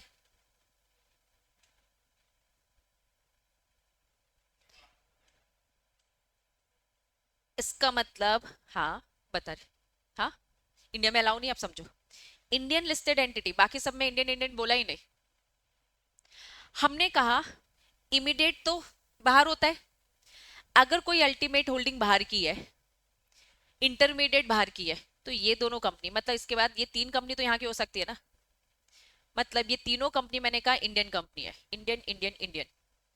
अल्टीमेट होल्डिंग कहाँ की है? बाहर की। इंडिया में देखा जाए तो कितने लेयर्स है? लेयर लेयर, कंपनी तीन है, लेयर तो दो है ना। लेयर समझ में आ रहा है ना, एक से दो दूसरे में थी। तो इन्होंने कहा भैया लेयर वन, लेयर टू। मतलब अगर कोई कंपनी बाहर की है, फॉर एग्जाम्पल इस एग्जाम्पल को लेते, ए कंपनी बाहर की है, बी कंपनी इंडिया में आती है, सी डी, तो ये इंडिया में अलाउड है क्योंकि अल्टीमेट होल्डिंग तो इंडिया की नहीं है। बात समझ में आ रही है? फॉर एग्जाम्पल एक कंपनी बाहर की है, ठीक है, बी कंपनी भी बाहर की है, सी कंपनी भी बाहर की है। इंडिया में पहली कंपनी आई डी की, तो डी में तो कितना अलाउड है? पहली कंपनी कितने की है? दो लेयर तो अलाउ कर दिया जाएंगे। क्या ये बात समझ में आ रही है? तो अगर कोई कंपनी बाहर की और इंडिया में कोई आती है तो इंडिया की लिमिट इंडिया तक यूज करेंगे। तब हम नहीं कहेंगे दीदी इंडिया के बाहर तो वो तीन है, यहाँ तीन, टोटल छह हो गए। ये तो गलत है भाई। बाहर तुम्हें जो कुछ भी करना है करो, इंडिया में जब आओगे ना तो जितनी लिमिट है उतनी लेयर हम आपको अलाउ करेंगे। अब उस लैंग्वेज को फिर से रीड करो और मुझे बताओ क्या ये लैंग्वेज समझ में आ रही है आपको? फिर से रीड करो। हाँ करते हैं, लेकिन होल्डिंग कंपनी फिर बाहर ही की रहेंगी आपकी। होल्डिंग कंपनी यहाँ की वहां से घुमा घुमा के लेके आ रहे हो तब तो फंस जाओगे ना। होल्डिंग भी वहीं की होनी चाहिए, ठीक है। हाँ, करप्शन के लिए लोग वही कंपनी खोल सकते हैं, लेकिन तुम्हें क्या लगता है लॉ बस यहीं के होते हैं? वहां के होते हैं। ऐसी कंट्री ढूंढी जाती है जहां पे लॉ थोड़े से कम है। तो यस, पैसे को किसी भी तरीके से घुमाया जा सकता है। हम बोलते हैं ना ब्लैक मनी को व्हाइट मनी करना, मनी लॉन्ड्रिंग, ठीक है। तो यही तो सिखाया जाता है भाई, कैसे व्हाइट में कन्वर्ट किया जाएगा, है ना। सिखाया नहीं तो गलत काम है वैसे तो ये, है ना यही सीखा जाता है ना। ठीक, तो यहाँ क्या बोल रहे? एग्जेम्पशन टू अ कंपनी, दो लेयर वाला एग्जेम्पशन किसको मिल गया? जो कंपनी इनकॉर्पोरेटेड, साफ क्या बोल दिया भैया तुम्हारी होल्डिंग कंपनी कहाँ इनकॉर्पोरेट हुई है? Outside India with the subsidies beyond two layers. अब तुम वहां दो लेयर से ज्यादा करो, यहाँ एक आध लेयर आई तो हम यहाँ तक की तो लिमिट आपको अलाउ करेंगे। क्लियर है? डन। नेक्स्ट क्या लिखा है? Indian law can not extended, ठीक है, it's beyond the territorial jurisdiction. साफ बोल दिया India will have to rely on the regulations in the relevant country. भाई हमारे देश में जो लॉ चल रहा है हम तो वही फॉलो करवाने वाले। इन केस ऑफ दी कौन सा, ये उसी चीज को समझा रहे जो मैंने अभी आपको समझाया। आपकी कौन सी सब्सिडी है? ऑफशोर मतलब बाहर की, इंडिया के बाहर की सब्सिडी है, ठीक है। Have multiple layers of the subsidy, बाहर की कंपनी है मल्टीपल लेयर्स है, हमें कोई टेंशन नहीं, based on the need of the specific country, तुम्हारी कंट्रीज के हिसाब से है। इंडिया में हम आपको उतनी लिमिट तो दे देंगे जितने हमारे यहाँ अलाउड है, जैसे ए बी सी बाहर की थी, डी एफ तक हम यहाँ अलाउ करेंगे। डन, यहां तक कंसेप्ट क्लियर है। नेक्स्ट हेडिंग क्या लिखा है बताओ। होली ओन मतलब 100%। अगर मैंने अनुकृति की कंपनी खरीदी 51% में तो भी मैं होल्डिंग सब्सिडरी। अगर मैंने 100% शेयर मेरे लगे, 100% शेयर किसके लगे, मेरे, तो मैं क्या बोलूंगी, होली ओन सब्सिडरी कंपनी। अक्सर लॉ की डेफिनेशन पढ़ना, उसमें लिखा रहता है ये छूट मिलेगी सब्सिडरी कंपनी को, मतलब किसको मिलेगी, जिसकी 51% होल्डिंग कंपनी ले रखे, और किसी किसी में लिखा रहता है ये छूट मिलेगी Holi own subsidiary company, that means किसको मिलेगी, जिसके 100% शेयर। तो मीनिंग बताए, what is Holi own subsidiary company, meaning जिसमें 100% share capital, entire share capital held by the another Indian या फॉरेन कंपनी, बाहरी कंपनी भी कर सकती है, इधर भी 100% है हमारा मतलब होली ओन से। डन, नहीं जरूरी नहीं है, डिपेंड करता है शेयर्स किसके पास है, कुछ में होता है 100% और कुछ में नहीं होता है। ठीक, नहीं 51% रखता है वो, मतलब पूरा 100% नहीं रखता, मुश्किल है 100% रख भी पाना, क्योंकि बच्चों मैनेजमेंट फिर पूरा ही देखना पड़ता है। ठीक है, किसी और को भी पार्टनर रख लो साथ में, ताकि वो भी वो बिजनेस संभाल ले, सब कुछ आप ही संभालोगे। अगर मैंने कहा अनुकृति का मेरा ही है, अनुष्का भी मेरा ही है, 100% दिशा का भी मेरा ही है, तो बच्चों बहुत दिमाग भी लगाना पड़ता है। इससे अच्छा थोड़ा थोड़ा शेयर किसी और को भी दे दो, वो भी अपना दिमाग लगाए, ओनर्स जो मालिक आना जिसको हक लगेगा, तो वो भी थोड़ा सा ज्यादा बेटर मैनेजमेंट में घुसेगा, क्योंकि पॉसिबल नहीं है पूरे इंटरनेशनल लेवल में कंपनी को रन कर पाना, दूसरे लोगों की आपको हैंड्स की तो जरूरत पड़ेगी, उसके लिए आपको शेयर भी देना ही पड़ेगा। समझ में आया, कर सकते हो लेकिन मैनेजेबल बिजनेस फिर उतना ग्रो नहीं कर पाओगे। ठीक है, किसी किसी में रख सकते हो। ठीक, एग्जाम्पल दिया। नेक्स्ट, सब्सिडी कंपनी के कुछ बेनिफिट्स है, आओ फटाफट वाला पॉइंट है ये। पहला पॉइंट क्या लिखा है भाई, होल्डिंग कंपनी बैठी है ना, फाइनेंशियल कुछ भी इश्यू होगा तो मांग लेंगे, तो limited financial liability for the bigger holding company. Bigger holding company तुमको भी कम लगाना है, क्योंकि सब्सिडी कंपनी भी कुछ बैठी है। Second point, subsidy company focusing specific product और टेक्नोलॉजी। हमारा काम अलग है, जैसे इतनी सारी सब्सिडी क्यों बनाई, क्योंकि हम उसे अलग से अंडरटेकिंग देखते, भाई तुम पूरा एसी का काम संभालो, तुम पूरा पंखों का काम संभालो। ठीक है। 3, स्पेसिफिक ब्रांड बनाना, सब्सिडी ओन लीगल एंटिटी, दोनों इंडिपेंडेंट है बॉडी, स्पेसिफिक ब्रांड में हेल्प हो जाती है। मेंटेन एक्वायर्ड कंपनी इंडिपेंडेंस, दोनों अपना इंडिपेंडेंस अपने डिसीजंस ले सकते हैं। फिफ्थ पॉइंट क्या लिखा है, जितनी ज्यादा अलग अलग सब्सिडी रहेंगे तो वो अपना टैक्स दे रहे, हम अपना टैक्स दे रहे, तो फेवरेबल टैक्स बेनिफिट। ठीक, यहां तक चीजें क्लियर है। Last point, cap on layer. Cap on layer मतलब क्या, useful to keep a check. क्यों 2 लेयर, कभी कभार एग्जाम में ये क्वेश्चन पूछ लिया जाएगा, 2 लेयर क्यों लगाया, आप बताओ, 2 लेयर तक ही लिमिट क्यों रखी, ए विधि ध्यान दे, क्यों, ताकि गोल गोल जो पैसे को घुमा रहे हो ना उसे चेक कर सके, बस यही है। Will enable the regulators authority to identify the ultimate beneficiary complex corporate structure, जो आपने ऐसा घुमा फिरा कर स्ट्रक्चर बनाया है ना, ताकि पैसे की हेरा फेरी कर सको, तो उसे चेक किया जा सके। ये रीजन हम पहले जब 2 लेयर समझा था उसी टाइम हमने समझ लिया, बस यहाँ पे थोड़ा रिटर्न फॉर्म में मिल गया ताकि आप एक्सप्रेस कर पाओ।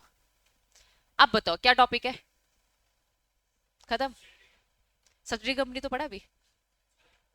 हाँ, इसके बाद टॉपिक कौन सा है, एसोसिएट मतलब पॉइंट चेंज, तो यहाँ रुक जाएंगे। फटाफट एक क्विक रिवीजन, जो भी अभी तक पढ़ा, क्या क्या पढ़ा अभी सेकंड क्लास में पढ़ा, बेनिफिट्स पढ़े होल्डिंग कंपनी के, है ना, फिर उसके फाइनेंशियल स्टेटमेंट कैसे क्या बनते हैं, फिर उसके डिसएडवांटेज पढ़े हमने, फिर सब्सिडी कंपनी की डेफिनेशन पढ़ी, और सब्सिडी कंपनी की फिर एक्सेप्शंस, किस चीज के एक्सेप्शंस पढ़े हमने, वो डेफिनेशन के पार्ट में आ गया था। हमने पढ़ा 2 लेयर होता है, 2 लेयर किस किस को अलाउड नहीं है, फिर फाइनली हमने आखिरी में क्या पढ़ा, उसके बेनिफिट्स। ठीक है, समझ में आया, कल पूरा रिवाइज करके आना, पूछूंगी।